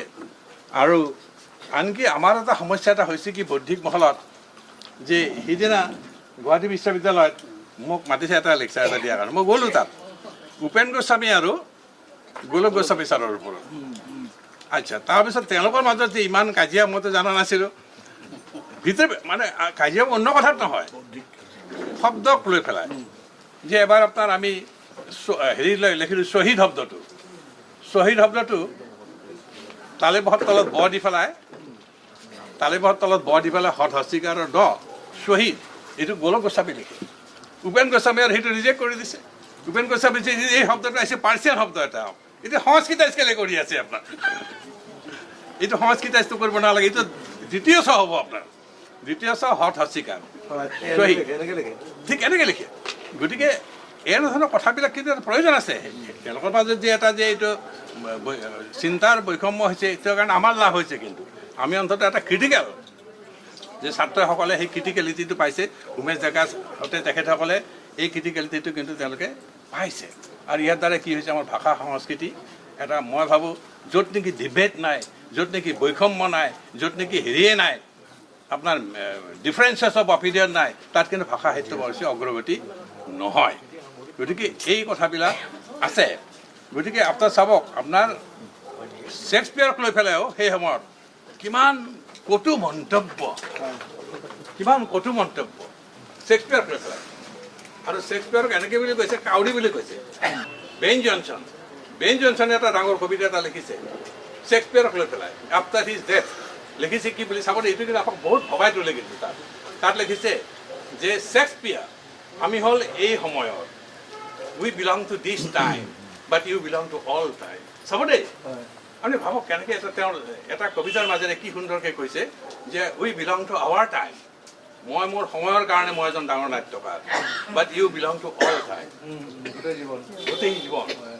গতিকে ঠিক তেনেকৈ কেতিয়াবা মানে হৈছে কি যে মোৰ কিবা এটা লেখা কোনোবাই ক্ৰিটিচাইজ কৰিব পাৰে, মোৰ লেখা এটা কোনোবাই গ্ৰহণ নকৰিব পাৰে, ডেট ডাজেণ্ট মিন যে সেইটো আপোনাৰ কোনোদিনে সেইটো গ্ৰহণযোগ্য নহ'ব, সেই কথাটো নহয়। কেতিয়াবা আজি হয়তো উপেক্ষিত কথাখিনি হয়তো কালিলৈকে আকৌ সেইটো খুব ইম্পৰ্টেণ্ট হৈ যাব। আৰু এটা আমি ভিক্টৰিয়ান এজত আমি এটা জানো যে সেই আমাৰ ট্ৰেডিশ্যনক আপোনাৰ কি হৈছিল, পইট লৰিয়েট আমাৰ যেনে জ্ঞানপীঠ বঁটা দিয়ে, ইংলেণ্ডৰ গভৰ্ণমেণ্টে তেওঁ পইট লৰিয়েট মানে আমাৰ জ্ঞানপীঠ বঁটাৰ নিচিনা সেইটো দিছিল, ট্ৰেডিশ্যনক দিছিল। আৰু সেই সময়ত আপোনাৰ ধৰক মেথিউ আৰ্নল্ড বা ৰবাৰ্ট ব্ৰাউনিং এইসকলক আপোনাৰ কোনো গুৰুত্বই দিয়া নাছিল আপোনাৰ। কিন্তু আজিৰ জেনেৰেশ্যনে ট্ৰেডিশ্যন নপঢ়ে, পঢ়ে কাক যাক সেই সময়ত উপেক্ষিত হৈছিল ৰবাৰ্ট ব্ৰাউনিং। আজি আপোনাৰ দেৱকান্ত বৰুৱা ছাৰে তেখেতে ৰবাৰ্ট ব্ৰাউনিঙৰ ষ্টাইলতে কবিতা লিখিছে, সাগৰ দেখিছা। গতিকে আমি দেখিছোঁ যে কোনোবাই উপেক্ষা কৰিছে, কোনোবাই প্ৰশংসা কৰিছে, এইটোৰ ওপৰতো আমি কেতিয়াবা কালি যাব লাগিব। আমি সেইটোৱে কিন্তু আমাক কিন্তু খুব ৰেগুলেট কৰাটো উচিত নহয় যে মই প্ৰশংসা পাইছোঁ, প্ৰশংসা পোৱাৰ কাৰণে মই এজন খুব ভাল লেখক হৈছোঁ, এই কথাটো নহয়। আপুনি এবাভ ইট, আপুনি কেতিয়াবা নিন্দাকো সহ্য কৰিব লাগিব। আৰু ৰবীন্দ্ৰনাথ ঠাকুৰেতো কৈছিল যে মানে তিৰস্কাৰ পুৰস্কাৰ দুয়োটাই আমাৰ কণ্ঠেৰ হাত। কি বঢ়িয়াকৈ কৈছিল দেই, তিৰস্কাৰ আৰু পুৰস্কাৰ দুয়োটাই আমাৰ কণ্ঠেৰ হাত, আৰু দুয়োটাই কিন্তু মোক কিন্তু মহৎ কবি বুলি মোক মানে হেৰি দিছে, অনুপ্ৰেৰণা দিছে। গতিকে ঠিক এনেধৰণৰ এটা চিন্তা চৰ্চা আগত লৈ মই ভাবোঁ আমি সাহিত্য চৰ্চাত থকা ভাল। আৰু লীলাধৰ হাজৰিকাই তেওঁৰ নিজৰ ঘৰত নিজৰ এইখন পুথি তেওঁৰ নিজৰ যিটো ৰুচিবোধ, এই ৰুচিবোধটোতো প্ৰকাশ হৈছে যে তেখেতে কেনেধৰণৰ ৰুচি ভাল পায়, কেনেধৰণৰ তেখেতৰ ৱে অফ থিংকিং, সেই কথাটোতো ইয়াত প্ৰকাশ পাইছে। গতিকে মই লীলাধৰ হাজৰিকাৰ প্ৰতিও মই মোৰ মৰম যাচিলোঁ। মোতকৈ যিহেতু বয়সত সৰু, গতিকে মোৰ আশীৰ্বাদ থাকিল, মোৰ মৰম থাকিল, গোটেইখিনি থাকিল। আৰু লীলাধৰ হাজৰিকাই পুনৰ আকৌ লেখা মেলাটো বন্ধ কৰিব নালাগে, আৰু এতিয়া আকৌ বেছিয়ে ভাল লিখা হ'ব বুলি মই ভাবোঁ। আৰু ক্ষেত্ৰখিনিক আৰু অলপ সংকুচিত কৰিলেও বেয়া নহয়, যে শিলালিপিৰ ওপৰতে হওক বা হেৰিৰ ওপৰতে হওক এইবোৰ যদি লিখা যায় তেতিয়াহ'লে মই ভাবোঁ এটা খুব মহৎ ৰাইটিংছ এটা হ'ব। আৰু এইখিনিকে কৈ মই ভাবোঁ আৰু সকলোৰে প্ৰতি মই শ্ৰদ্ধা জ্ঞাপন কৰি, আৰু আজি দিনটো অতি পবিত্ৰ দিন। আজি এটা পবিত্ৰ দিন, আমাৰ নৱকান্ত বৰুৱা ছাৰৰ আজি জন্মদিন হয়। আৰু নৱকান্ত বৰুৱা ছাৰে মই শ্বেক্সপিয়াৰৰ অনুবাদ কৰিছিলোঁ এটা সময়ত, তেখেতে এদিন মোক মাতি নিলে, এই মই এখন কৰিছোঁ, তোমাক এখন মই পুৰস্কাৰ দিলোঁ। প্ৰথম কবিটো মোক তেওঁ দিছিলে, তেওঁ শ্বেক্সপিয়াৰৰ গল্প বুলি পেলাই এখন মানে কিতাপ লিখিছিলে। প্ৰথম কবিটো লিখা আছে, তেওঁ তাত লিখি দিছে যে প্ৰথম কবিটো মই তোমাক দিলোঁ, সেইবুলি পেলাই তেখেতে মোক সেই কবিটো নৱকান্ত বৰুৱা ছাৰে দিছে। আৰু তাতকৈ আজি আৰু এটা অত্যন্ত ভাল খবৰ এটা আছে কি, যে আজি গুৱাহাটী মেডিকেল কলেজত ৰাতিপুৱাই মোক কল এটা পালোঁ, গুৱাহাটী মেডিকেল কলেজ, চাব দেই, মেডিকেল কলেজ বুলি ক'লে আমাৰ এটা ধাৰণাটো বেলেগ, যে তাত কেনেকুৱা খেলি মেলি, যে তাত এটা ডিপাৰ্টমেণ্টত কি কৰিছে, শিশুবিলাকৰ কাৰণে সাহিত্যত এটা লাইব্ৰেৰী এটা খুলিছে, শিশু লাইব্ৰেৰী, যেনেকৈ এটা মিউজিক থেৰাপি। আগতে ভাবিছিলোঁ মিউজিকৰ লগতনো আকৌ চিকিৎসা বিদ্যাৰ কি সম্পৰ্ক আছে, আছে। তাত কাৰণে কি আজিকালি মিউজিক থেৰাপি, যে মিউজিকৰ মাজেৰেও আপোনাৰ বহুখিনি হয়তো লাঘৱ হ'ব পাৰে। ঠিক তেনেকৈ সাহিত্য চৰ্চাৰ মাজেৰেও বহুখিনি লাঘৱ হ'ব পাৰে। মানে মিউজিকৰ মাজেৰে বা সাহিত্যৰ এটা ভাল গল্প পঢ়িও তাৰ যিটো ইম্পেক্ট সেইটো হ'ব পাৰে গতিকে তাত তেওঁলোকে এটা লাইব্ৰেৰী আজি খুলিছে আৰু তাত মোক মাতিছিলে আপোনাৰ তাত মই গৈ পেলাই আহি পেলাই তাত গৈ পেলাই মই খুব ভাল পালোঁ তাত এই বিশেষকৈ এই হেৰি ডিপাৰ্টমেণ্টে খুলিছে এই যে পেডিয়াট্ৰিক সেই ডিপাৰ্টমেণ্টে খুলিছে অত্যন্ত সুন্দৰ এটা এটা প্ৰজেক্ট এটা লৈছে তাত সকলো ক্ষেত্ৰত আমি ল'ব লাগিছিলোঁ আজি লগ লাগি পেলাই সেইটো কাম এটা হৈছে গতিকে আজি সিও আজি 29 তাৰিখ গতিকে আজি দিনটোৰ এটা পবিত্ৰতা এটা আছে আৰু এই বছৰটোতো শেষেই হ'ল গতিকে এই বছৰৰ শেষত হ'লেও এটা অন্তত ভাল কাম এটা হ'ল গতিকে আমাৰ লীলা হাজৰিকাৰ প্ৰতি মোৰ আন্তৰিক শ্ৰদ্ধা থাকিল আন্তৰিক মৰম থাকিল আন্তৰিক শুভেচ্ছা থাকিল তেওঁ এই যিটো প্ৰচেষ্টা এই প্ৰচেষ্টা আৰু সক্ৰিয়কৈ আৰু বলিষ্ঠভাৱে আগবাঢ়ি যাওক তাকে আশা ৰাখি এই গ্ৰন্থখন উন্মোচন হোৱা বুলি মই ঘোষণা কৰিছোঁ ধন্যবাদ জ্ঞাপন কৰিলোঁ ছাৰৰ কথাখিনি শুনি আমি সকলোৱে ভাল পালোঁ বাস্তৱটো ছাৰ আজি বৰ্ণনা কৰিলে সঁচাকৈ শুনিলে শুনি থাকিব মন যায় ছাৰ আপোনাক অশেষ ধন্যবাদ জ্ঞাপন কৰিলোঁ এতিয়া মই ভাবিছোঁ আমাৰ বিশিষ্ট অতিথি ডক্টৰ উমেশ ডেকা ডাঙৰীয়া তেখেতৰ দুআষাৰ ক'বলৈ অনুৰোধ জনাইছোঁ আজি লীলাধৰ হাজৰিকাৰ জন্মদিনত তেওঁৰ বাসগৃহত অনুষ্ঠিত গ্ৰন্থ উন্মোচনী সভাৰ উন্মোচক ডক্টৰ পাঠক ডাঙৰীয়া মঞ্চত উপবিষ্ট মোৰ বিশ্ববিদ্যালয়ৰ সহপাঠী গুৱাহাটী ললিত চন্দ্ৰ ভৰালী মহাবিদ্যালয়ৰ উপাধ্যক্ষা ডক্টৰ লক্ষীদাস পাঠক আৰু এই অনুষ্ঠানত আচলতে সহযোগ আগবঢ়োৱা আৰু উপস্থিত থকা সাহিত্যপ্ৰেমী ৰাইজ লীলা হাজৰিকাই আজি কিছু বছৰৰ পৰা নিজৰ জন্মদিন এনেধৰণে পালন কৰা আহি দেখা পাইছোঁ মই প্ৰতিবেশী হিচাপে আৰু তেওঁ জন্মদিনত এখন গ্ৰন্থ প্ৰকাশৰ আচলতে এটা উদ্যোগ লৈছে স্বাভাৱিকতে এই উদ্যোগ সকলোতে প্ৰশংসনীয় আৰু আদৰণীয় আজি তেওঁৰ জন্মদিন নৱকান্ত বৰুৱা ছাৰৰ কথা ওলাইছে মই প্ৰত্যক্ষ ছাত্ৰ আছিলোঁ নৱকান্ত বৰুৱা ছাৰৰ কবি হিচাপে নহয় ঘৰুৱা হিচাপে মোৰ পিতৃৰ লগত তেওঁৰ খুব ভাল বন্ধু আছিল গতিকে ছাৰক ঘৰুৱাভাৱেও লগ পাইছিলোঁ আৰু মোৰ পিতৃ ঢুকাবৰ দিনা মোৰ টিভিত এটা কথা কৈছে যে আজি আপোনাৰ এংকৰে কৈছে যে আজি আপোনাৰ এজন ভাল বন্ধু আপুনি হেৰালে কাৰণ নৱকান্ত বৰুৱাৰ 29 ডিচেম্বৰত জন্ম 1923 চনৰ আৰু 1924 চনৰ 18 ফেব্ৰুৱাৰী তাৰিখে মোৰ পিতাৰ জন্ম এতিয়া শতবাৰ্ষিকী চলি আছে সেইকাৰণে গতিকে তেওঁ ক'লে যে আপোনাৰ খুব প্ৰিয় বন্ধু এগৰাকী ছাৰ আপুনি হেৰুৱালে কি বুলি ভাবে আৰু সেই বাক্যটো মোৰ এতিয়াও মনত আছে তেওঁ সেই ঢুকাবৰ দিনা ক'লে যে গছৰ পকাপাত এটা কৰিলে আনটো পকাপাতৰ কি অনুভৱ হয় সেইখিনিয়ে গতিকে এটা বৰ সাংঘাতিক ছিগনিফিকেণ্ট আৰু তাৰ 2 বছৰ পিছত সেইটো ঢুকাইছে গতিকে এই ধৰণৰ কথাবিলাকে কেতিয়াবা দেখাপাত কৰি যায় আৰু শিক্ষক হিচাপে ছাৰক পাইছিলোঁ অত্যন্ত মৰমীয়াল আছিল কিন্তু বৰ ভাল শিক্ষক নাছিল ছাৰ কাৰণ কথা হৈছে কিয় আচলতে কিছুমান এই লেখক মানুহবিলাক বৰ ভাল শিক্ষক নহয় সাধাৰণতে মই যিটো দেখিছোঁ কাৰণ কথা হৈছে কিয় তেওঁলোকে এটা বেলেগ জগতত বাস কৰে বিশেষকৈ কবিসকল বেলেগ জগতত বাস কৰে গতিকে পঢ়াতকৈও ছাৰৰ হৃদয়খন বৰ অদ্ভুত ধৰণৰ হৃদয় আছিল আৰু সেইকাৰণে ছাৰে যিয়ে নপঢ়ক তাকে সকলোৱে ভালকৈ গ্ৰহণ কৰিছে নহয় আপুনিও ছাত্ৰীটো ডাইৰেক্ট ছাত্ৰ আপুনি অনাৰ্ছৰো ছাত্ৰ আমি মানে জেনেৰেল বিষয়ৰ ছাত্ৰৰে আছোঁ গতিকে ছাৰক ঘৰুৱাভাৱেও লগ পাইছিলোঁ এটাকে নহয় মোৰ ঘৰত মই ক্লাছ 7ৰ পৰা লগ পাইছোঁ সদায় সপ্তাহত এদিন ভিজিট দিয়া সৌৰভ চলিহা আৰু শিলভদ্ৰ এই দুজন পৱনৰ হিতেশ দাদা কি কাৰণত ভাল পায় কিয় ভাল পায় সেই কথাও তেওঁলোকে কৈছে মই লিখিছোঁ ক'ৰবাত যে যিটো সৌৰভ চলিহাক মানুহে লগ চুব নোৱাৰে যিটো সৌৰভ চলিহা মানুহৰ পৰা আঁতৰি থাকে সেই মানুহজনক মই ক্লাছ 7ৰ পৰা পাইছোঁ আৰু এবাৰ কলিকতাত মই আছামছত 15 দিন তেওঁৰ লগত একেলগে আছোঁ কিন্তু একো কথা উলিয়াব নোৱাৰোঁ এই মানুহবিলাকৰ পৰা মানে প্ৰচাৰ বিমুখ মানুহ পৃথিৱীত মই আজিও কৈছোঁ আজি গুৱাহাটী বিশ্ববিদ্যালয়ত মই গ্ৰন্থ এখন উন্মোচন কৰি আহিছোঁ মই কৈছোঁ যে মই ভাবোঁ অসমীয়া সাহিত্যত নোবেল বঁটা পাব পৰা গ্ৰন্থ নাছিল নেকি মই ভাবোঁ দুখন মোৰ চিন্তাত সদায় থাকে। এখন হ'ল বীণা বৰুৱাৰ জীৱনৰ বাটত যদি অনুবাদ হ'লহেঁতেন সেই ধৰণৰ পৰিৱেশ থাকিলেহেঁতেন, আৰু আনজন হ'ল আধুনিক ক্ষেত্ৰত যদি ভাবিলেহেঁতেন তেনে সৌৰভ চলিয়াই দুজন নবেল বঁটা পাবলগীয়া লেখক। মোৰ মতে আনে কি ভাবে বেলেগ কথা, সাহিত্যৰ এজন সাধাৰণ ছাত্ৰ হিচাপে মোৰ যিখিনি জ্ঞান আৰু অভিজ্ঞতা সেইটো মই ভাবোঁ। হয়নে কথক, ভাবেনে আপুনি? গতিকে বীণা বৰুৱাৰ জীৱনৰ বাটত যদি অনুদিত হ'লহেঁতেন তেনেহ'লে বা তেনেধৰণৰ পৰিৱেশ থাকিলেহেঁতেন তেনেহ'লে এইখন নবেল বঁটাৰ কাৰণে যোগ্য। আৰু আনজন হ'ল নবেল বঁটাৰ কাৰণে যোগ্য মানুহ আছিল সুৰেণ মেধি, যাক কয় সৌৰভ চলিহা। তেওঁৰ কিতাপখনৰ নামটো কওক। কিতাপখন নালাগে, কিতাপখন নালাগে, কিতাপ যি পঢ়া সেয়ে তাৰ কোনখন কিতাপ আপুনি বুজি পাব সেইটোৱে কওকচোন। ময়ে বুজিব নোৱাৰিলোঁ ইমান দিন পঢ়িও বুজিছে নাই, যি বস্তুৱে নপঢ়ক কিয়। মই কৈছোঁ যে নবেল বঁটাৰ বাবে এই দুজন মানুহ অসমত যোগ্য আছিল, আৰু তাৰ কথা হয় বেলেগ কথা।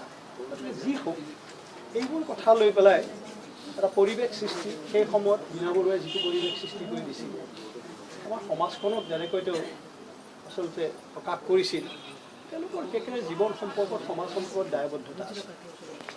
নৱকান্ত বৰুৱা ছাৰৰ চেগতে নৱকান্ত বৰুৱা ছাৰৰ শ্ৰদ্ধা আত্মালৈ মই শ্ৰদ্ধাঞ্জলি জনাইছোঁ। আৰু জীৱনত বহু মানুহে লগ পাইছোঁ, ময়ে বোধহয় বেছি লগ পোৱা যিবিলাক সাহিত্যিক নাইকিয়া হ'ল তাৰে বেছিভাগ লগ পোৱাৰ ভিতৰত ময়ে, কাৰণ মই ঘৰৰ পৰা লগ পাইছোঁ। মোৰ এটা উত্তৰাধিকাৰী সূত্ৰে বোধহয় সেই বস্তুটো আছিল। গতিকে মই কৈছোঁ নাই যে সপ্তাহত এদিন সদায় আলহী আছিল সৌৰভ চলিহা আৰু শিলভদ্ৰ। দুটা কাৰণত হিতেশ দাদাক ভাল পায়। শিলভদ্ৰ এওঁ কৈছিল মানে সৌৰভ চলিহাই কৈছিল কথাই নাপাতে, চিগাৰেট এডাল দীঘল চিগাৰেট এডাল লয় আৰু মুখত লৈ থাকে। মই কওঁ যে ডেকা মই আপোনাৰ ঘৰলৈ কিয় আহোঁ জানেনে, মই আপোনাক চাবলৈ আপুনি আমাৰ গ্ৰাম্য জীৱনটোৰ মাজত এনেকৈ সোমাই গৈছে পৃথিৱীত, এনেকৈ অসমৰ গ্ৰাম্য জীৱনটোৰ মাজত সোমাইছে, মই দ্বিতীয়জন লেখক বিচাৰি পোৱা নাই। গতিকে সেইকাৰণে মই আপোনাৰ লগত কথা পাতি ভাল পাওঁ। শিলভদ্ৰই কিয় ভাল পায়? শিলভদ্ৰই কৈছে যে আমাৰ পশ্চিম মূৰত অসমৰ ৰাজ্য বুলি নাভাবেই।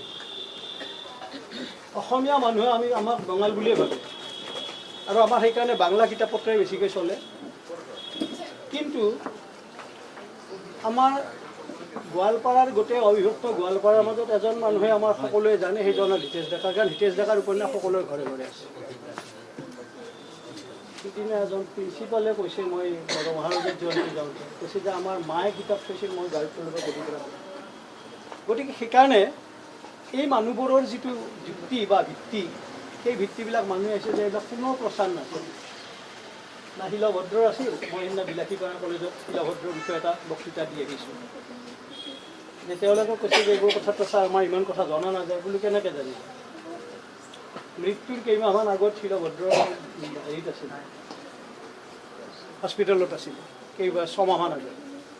মই যাব পৰা নাছিলোঁ, আৰু সেইকাৰণে মই শিলভদ্ৰৰ বিষয়ে ৰিচাৰ্চ কৰাইছিলোঁ। এগৰাকীক মই ইচ্ছা কৰি কৰাইছিলোঁ যে তেওঁৰ নভেল সম্পৰ্কত, যে মই শিলভদ্ৰৰ প্ৰতি মোৰ বৰ আসক্ত।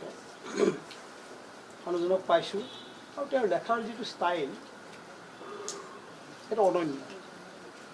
গতিকে তেওঁৰ মৃত্যুৰ 6 মাহমান আগত, এনে আগতে আগে পিছে যাওঁ, কেতিয়াবা লগ পাওঁ, 6 মাহমান আগত তেওঁ হস্পিটেলত আছিল, 2 মাহ হস্পিটেলত আছিল। মই যিহেতু দৰ্জাখন খুলি দি মোক ক'লে আহিছা, মই নমস্কাৰ এটা দি ক'লোঁ যে মই আপোনাৰ ওচৰলৈ আহিব পৰা নাছিলোঁ, অসুখ হৈ আছিল, আপোনাক গম পাওঁ, মই যোৱা সেইকাৰণে মই ঘৰলৈকে আহিলোঁ। চাহ এটা জানিব ক'লে, মানুহজন অসমত বহি আছে দেই, বহি থাকি তেওঁ ক'লে, বুজিছা উমেশ, এই বঁটা বাহন পালে মানুহৰ লানি নিচিগা সোঁত গামোচাই পুষ্পফুলে উপচাই দিয়ে আমাৰ মানুহে অসমত। 2 মাহ হস্পিটেলত থাকিলেও তাৰ এজন মানুহ দেখা নাপালোঁ। এইবোৰ কথা মই লিখিছোঁ, মই তেওঁলোকৰ শিলভদ্ৰৰ মানে আলোচনাত মানে তেওঁলোকৰ হেৰিত কিবা গ্ৰন্থ ওলাইছিল, মই লিখিছোঁ এইবিলাক কথা তেতিয়া। সেই কথাটো মই বোলো তুমি আহিছা ভাল লাগিছে, মই বোলো ছাৰ তাৰে ভাগত ময়ো কৰিছোঁ নেকি। তোমাক মই ভাবা নাই, তুমি ঘৰৰ ল'ৰা। আৰু এই যে মানুহবিলাকৰ আক্ষেপ ক'ত, অৰ্থাৎ আমাৰ মানুহে কাকো স্বীকৃতি নিদিয়ে, আৰু যাৰ প্ৰচাৰ আছে তাৰ স্বীকৃতি আছে। আজিকালিতো এইটো যে আছে মাধ্যমটো এইটোতো আৰু সেইটোলৈ ফুৰিলেই হ'ল লগে লগে আৰু একো দৰকাৰেই নাই পৃথিৱীত গতিকে বেয়া যদিও কথা শুনিবলৈ বেয়া নাপাব আপোনালোকে মই কৈছোঁ কথাটো যে মানুহৰ এই প্ৰচাৰ বিমুখ অৱস্থাই এটা সময়ত আহি থাকে তেওঁলোকৰ সময়ত কোনো মাধ্যমত আছিল সেইকাৰণে কি হৈছে যে সদায় তেওঁলোক কি হ'ল এই পাতৰ তলৰ লাভ হৈয়ে থাকে আৰু এতিয়া এটা সময় আহিছে মানুহৰ প্ৰচাৰটো যথেষ্ট আছে মাধ্যমসমূহ আছে সুবিধাও হৈছে আৰু সঁচাই মিছাই তাকে এদিনত যিমান গ্ৰন্থ একেলগে উন্মোচিত হয় অসমীয়া সাহিত্য অসমৰ সাহিত্যৰ ভঁৰাল টনটনি আহি গৈছিল না কি লক্ষী হা গতিকে ইমান লেখক এতিয়া কেতিয়াবা বেয়াও পায় মানুহে ক'লে মোক মাতি নিলে কওঁ বোলে লেখকৰ ভিৰত পাঠক হেৰাই গৈছে পাঠক নাই এতিয়া আজি লীলাৰ ঘৰত যিখিনি মই মানুহ দেখা পাইছোঁ আকৌ ৰাজহুৱা হোৱাটো ইমান নাই আজি ইউনিভাৰ্চিটিটো সমান আছে আৰু খুব বেছি গতিকে তেনেকুৱা এটা অৱস্থাত আমাৰ লেখকসকলৰ প্ৰকৃত মূল্যায়ন হৈছে নে নাই সেইবোৰ চিন্তা কৰা কৰিব লীলাই এই কামটো কৰিছে নিজৰ ঘৰতে কৰে প্ৰত্যেক বছৰে কৰে এটা ভাল কাম কৰিছে যিয়ে নহওক নিজৰ চিন্তাটো আনক ব্যাপৃত কৰিবৰ কাৰণে চেষ্টা কৰিছে আৰু লীলা হাজৰিকা মই কৈছোঁৱে নহয় লীলা হাজৰিকা কবি হিচাপে পৰিচিত আৰু লীলাৰ প্ৰথম কবিতা পুথিখন ময়ে ছপাই দিছিলোঁ নামো দিছিলোঁ ময়ে বালিশ্বৰ এইটো তাহানিৰ কিমান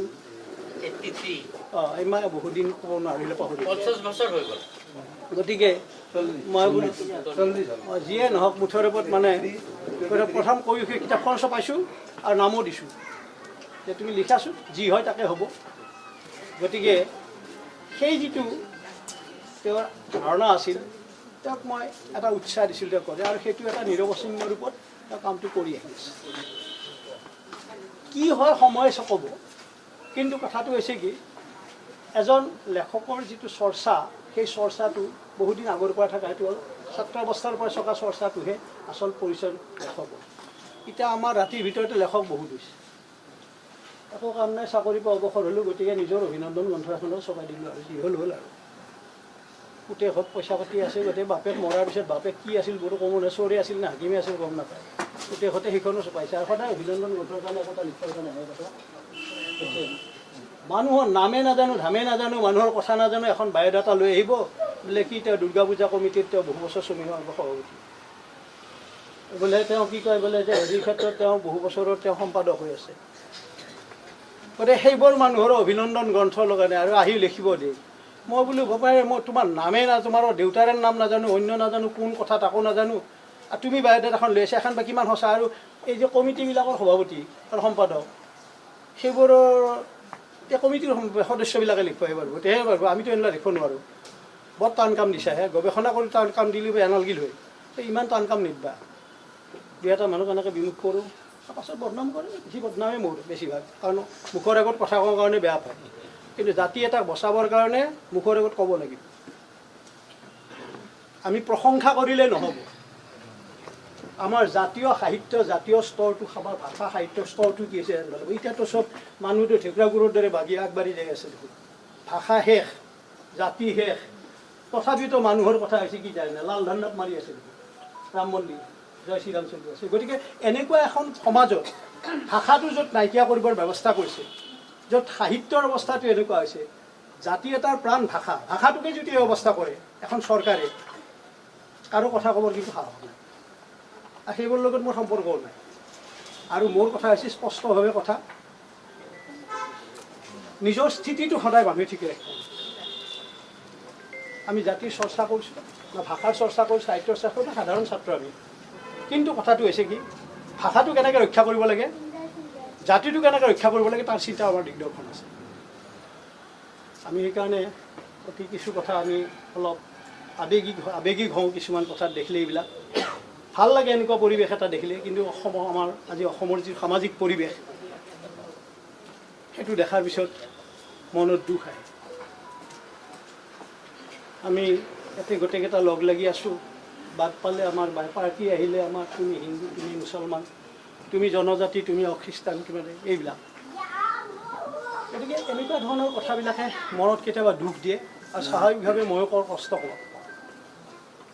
লীলা হাজৰিকাৰ সাহিত্য সাধনা আজিৰ নহয়, ছাত্ৰ অৱস্থাৰ পৰাই, আৰু ছাত্ৰ অৱস্থাৰ পৰা সাহিত্য সাধনা আছে কাৰণে মই হেৰিৰ পৰা পাইছোঁ, তেওঁৰ এই গতিটো মই তেতিয়াৰ পাইছোঁ আৰু সেই গতিটো অব্যাহত ৰাখিছে। আৰু গতিটো অব্যাহত ৰাখি আজি তেওঁ সাহিত্যৰ কৰণী নামৰ এই গ্ৰন্থখন উলিয়াইছে। ইতিমধ্যে এইবোৰ প্ৰকাশো হৈ গৈছে আৰু প্ৰকাশৰ ক্ষেত্ৰত হৈছে। মই চাইছোঁ সেইকাৰণে বৰাগাঁও তেতেলীয়াৰ ইতিহাস মই পিছে চোৱা নাছিলোঁ, সেইটোৰ এটা কথা আছিল, বিশেষ কথা। মোক ডিব্ৰুগড় ইউনিভাৰ্চিটিত আগতে হৈছে এজন প্ৰফেচাৰে সুধিলে, ইংৰাজী প্ৰফেচাৰে, উমেশ বৰাগাঁও নে বড়োগাঁওহে? মই বোলো ৰ'বই ছাৰ, বৰ ডাঙৰ কথা এটা সুধি দিলে আপুনি। বসন্ত সমাচাৰে সুধিছে, বুজিছে?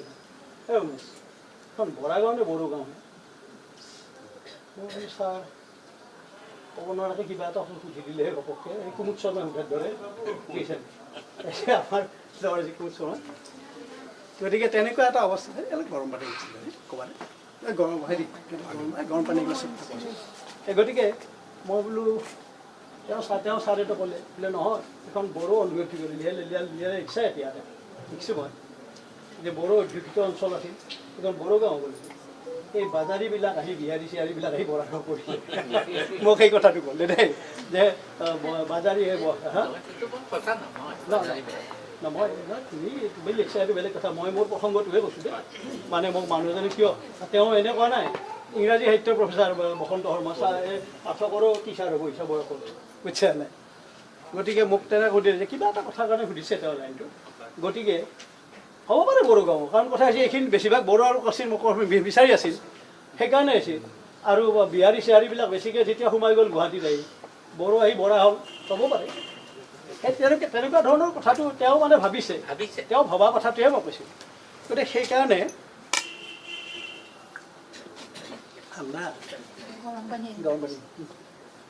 গতিকে সেইকাৰণে মই কৈছোঁ যে ঠিক তেনেকুৱা এইবিলাকৰ কথাটোত অলপমান ভাবিব লগা কথা।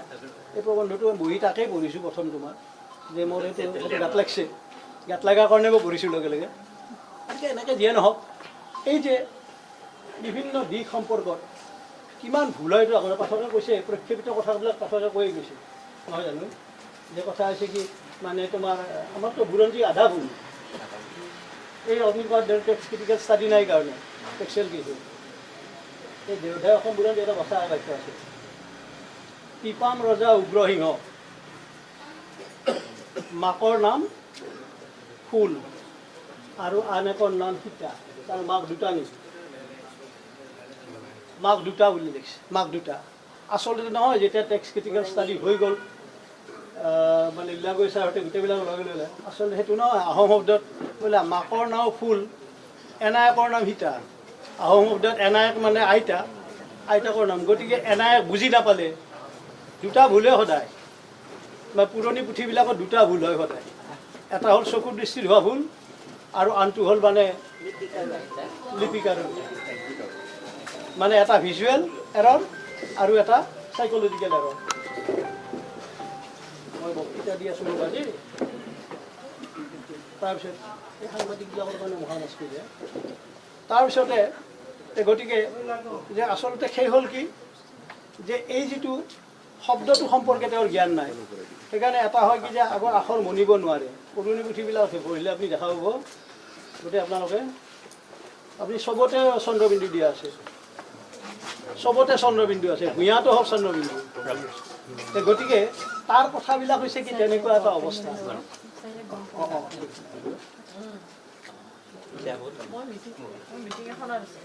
গতিকে সেইফালৰ পৰা এই যিটো ভুল, সেই ভুলবিলাক আমি দেখা, সেইকাৰণে এইটো যোৰহাটৰ পৰা এখন দশমৰ এটা কপি পাইছিলোঁ ময়ো টেক্সুৱেল কিচিম বোলা বস্তুটো অলপ কৰিছিলোঁ, প্ৰথম বেটছৰ আছিলোঁ, নেওগ ছাৰৰ লগত, এইও আছিল মোৰ লগত, টেক্সুৱেল কিচিমৰ কাম আমি কৰিছিলোঁ।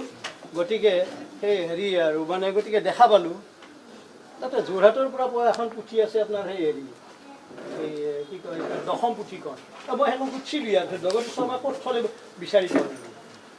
তাতে লেখে সদায় পুথিবিলাকৰ শেষত দেখি গোটেই লেখে, বুৰঞ্জীৰো সেইটো আছে বোলে কি হয়, যে আগতে খাজানা মানে ৰেহাই পাবৰ কাৰণে আহোম ৰজাসকলে কপি কৰাইছিল। যিমান কিতাপত পাব্লিছড নাছিল, প্ৰচাৰ কৰিব নোৱাৰে, গতিকে খাজনা আদায়ৰ কাৰণে তেওঁলোকে কিতাপবিলাক লিখে মানে যিয়ে পঢ়লে খাজনা ৰেহাই হৈ যাব এপইচা দুপইচা খাজনাও দিব নোৱাৰে গতিকে তেনেকুৱা এটা অৱস্থাত সকলোৱে ভনিতা পেলায় যে প্ৰত্যেকে খাজনা ৰেহাইৰ কাৰণে লিখিলে যে যথাদিষ্টং তথা লিখিতং লেখকে নাস্তি দূষণ ভীমস্যাপী ৰণভংগে মুনিনাংশ মতিভ্ৰম যে তেওঁলোকে লিখিতে যে ভনিতা এটা পেলায় যে যথাদিষ্টং তথা লিখিতং লেখকে নাস্তি দূষণ যি দেখিছোঁ তাকে লিখিছোঁ ভাই চকু দিছোঁ গতিকে বাৰু মোৰ লেখকৰ কোনো দুখ নাই লেখক মানে কপিকাৰৰ নকলকাৰৰ দুখ নাই মুনিনাংশ মতিভ্ৰম ভীমস্যাপী ৰণভংগে মুনিনাংশ মতিভ্ৰম যে ভীমৰো ৰণভংগ হয় মুনিৰো মতিভ্ৰম হয় মোৰ ক'ত মতিভ্ৰম হৈছে মই জানো গতিকে সেইকাৰণে গণ্ডগোলটো তাতে এই যোৰহাটৰ এই দশম পুথিখনৰ শেষৰ ফালে কৃষ্ণৰাম শৰ্মা নামৰ এটা মানুহ লিখিছিল এই শেষৰ দিকে তেওঁ এটা ভনিতা পেলাই দিলে কি যায় যে লেখা শেষ হ'ল শেষৰ দিকে লিখিছে কৃষ্ণৰাম শৰ্মা অতি দুঃখ মনে লিখিলা পুস্তক খাজনা অবিহনে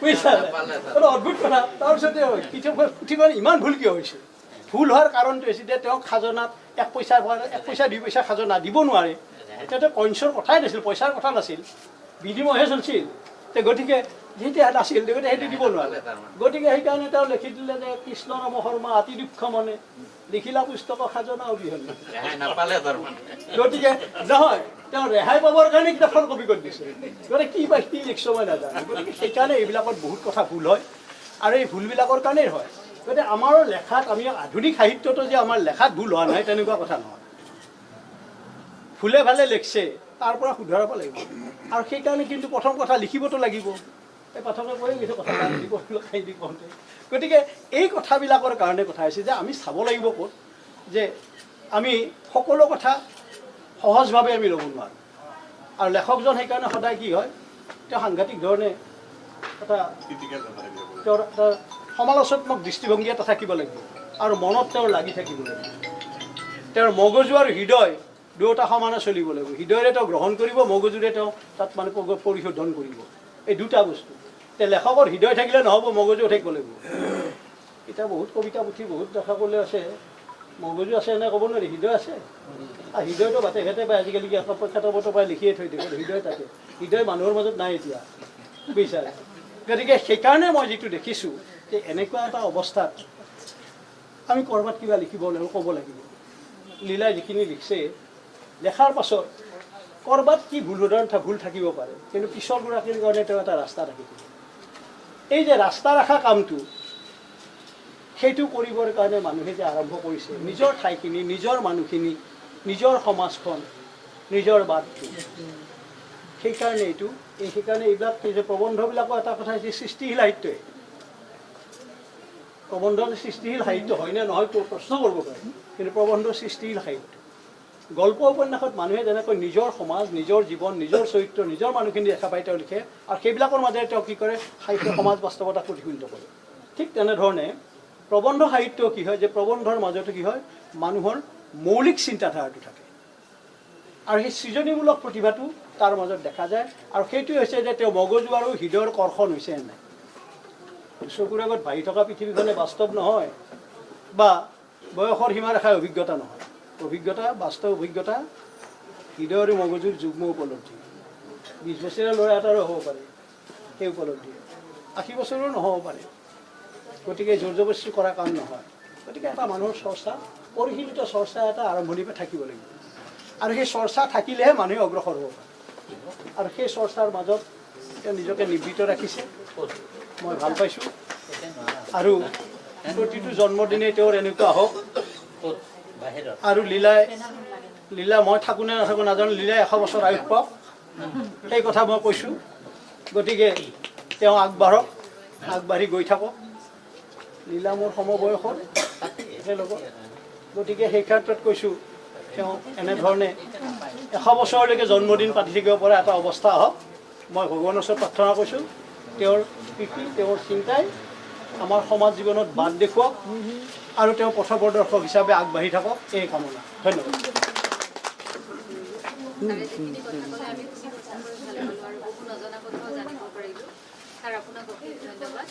এতিয়া আমি আগবাঢ়িছোঁ আমাৰ অন্য এগৰাকী অতিথি লক্ষী দাস চন্দ্ৰ বাইদেউ আপোনাৰো এটি দুআষাৰ শুনিম বুলি আমি আশা কৰিলোঁ নিজকে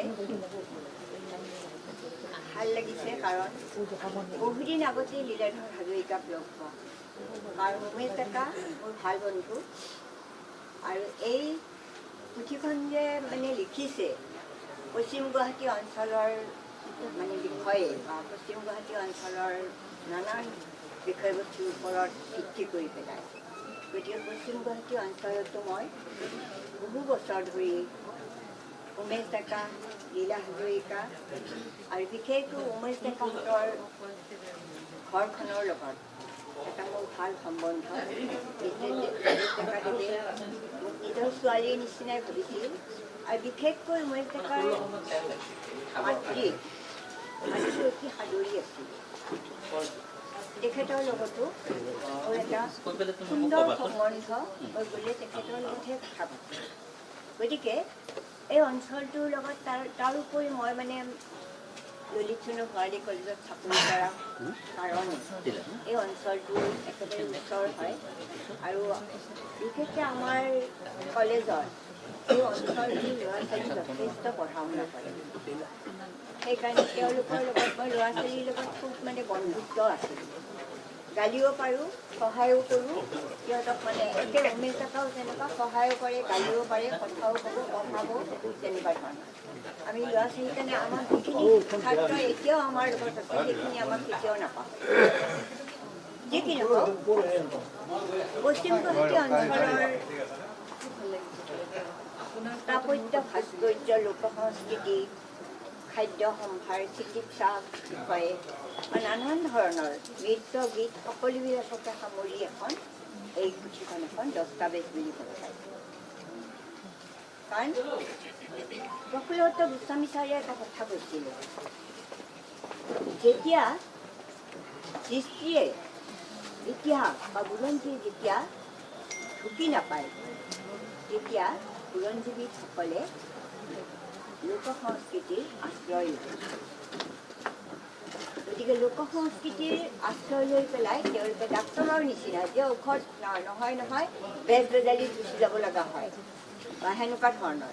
ঠিক তেতিয়া বুৰঞ্জীবিদসকলে সত্যতা প্ৰতিপন্ন কৰিবৰ কাৰণে তেওঁলোকে এনেকুৱা দস্তাবেজ ধৰণৰ পুথিবিলাকৰ অৰ্থাৎ লোক সংস্কৃতিৰ সম্বলিত পুথিবিলাকৰ ওচৰলৈকে যায়, বা লোক সংস্কৃতিৰ নানান ধৰণৰ যিবিলাক মানে হেৰি আছে, উপাদান আছে, সেইবিলাকৰ ওচৰলৈকে যায়, আৰু তেতিয়া তেওঁলোকে তাতে সত্যতাৰ প্ৰমাণ পায়। প্ৰফুল্ল গোস্বামী ছাৰে সেই কথাষাৰ তেওঁ নিজে লিপিবদ্ধ কৰি গৈছিল যে বুৰঞ্জীত এনেকুৱা বস্তুখিনি লোক সংস্কৃতিৰ অন্তৰ্গত। গতিকে এই পশ্চিম গুৱাহাটীৰ অঞ্চলৰ এই যে স্থাপত্য ভাস্কৰ্য লৈ পেলাই লোক সংস্কৃতিৰ উপাদানসমূহ ইয়াতে সন্নিৱিষ্ট কৰি পেলাই এই যি পুথিখন তেওঁলোকৰ মানে লীলাধৰ হাজৰিকাই লিপিবদ্ধ কৰিছে বা প্ৰবন্ধ সংকলিত কৰিছে, সেই পুথিখনত বুৰঞ্জীৰ এটা সুন্দৰ মানে আৱৰণ ইয়াতে বিচাৰি পাব। এইখন পুথিক লৈ পেলাই পশ্চিম গুৱাহাটী অঞ্চলৰ বুৰঞ্জীৰ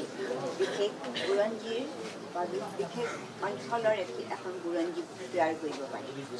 গতিকে সেই ক্ষেত্ৰত লীলাধৰ হাজৰিকাৰ যিটো চিন্তাধাৰা, সেই চিন্তাধাৰাক মই সঁচাকেই কি কৰিছোঁ যে সেই চিন্তাধাৰাই তেওঁ যেন আগবঢ়াই লৈ যায়, আৰু এইখন এখন পশ্চিম গুৱাহাটী অঞ্চলৰ সেইকাৰণে বুৰঞ্জীৰ দস্তাবেজ বুলি মই কৈছোঁ।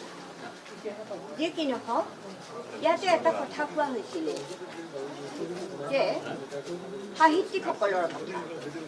মোৰ বন্ধু উমেশ ডেকাইও কৈছে যে তেওঁ সাহিত্যিকৰ ভিতৰত যে আমাৰ অসমীয়া সাহিত্যিকটো নোবেল বঁটা নাপাব, কিয় নাযায়? আমাৰতো তেনেকুৱা ধৰণৰ সাহিত্যিক হোৱা নহয়। বহুতো চিন্তাধাৰাৰ বহুতো সৰু চিন্তাৰ সূক্ষ্মৰ পৰা বহুত ওপৰলৈকে যোৱা চিন্তাধাৰাৰ সাহিত্যিক আছে। গতিকে তেনে সাহিত্যিক আছে। আজি পশ্চিম গুৱাহাটী অঞ্চলৰ মই এই কিতাপখনক উল্লেখ কৰি কওঁ যে মই বাৰে বাৰে কৈছোঁ যে হিতেশ ডেকাৰ ঘৰৰ লগত মোৰ সুন্দৰ সম্পৰ্ক।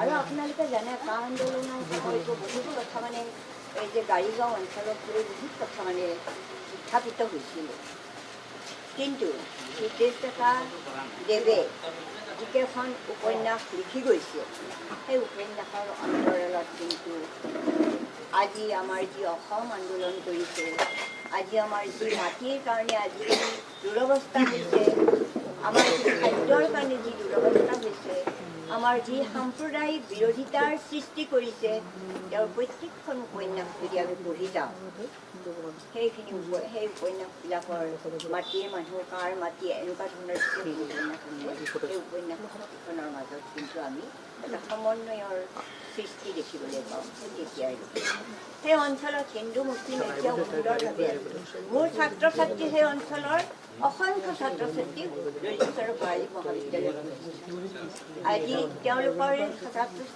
ছাত্ৰই আমাৰ জেনেৰেল ছেক্ৰেটাৰী হৈছিল আজি তেওঁলোকৰ ছাত্ৰই গৈ পেলাই এতিয়াও জাতীয়তাবাদী দলত গৈ পেলাই তেওঁলোকে নিৰ্বাচিত হৈছে গতিকে তেনে অসমত আদৰ্শপূৰ্ণ গাঁও এখনক লৈ পেলাই যেতিয়া মন্তব্য প্ৰকাশ কৰিছিলে বহুতে তেতিয়া মোৰ হিতেশ ডেকা দেৱলৈকে মনত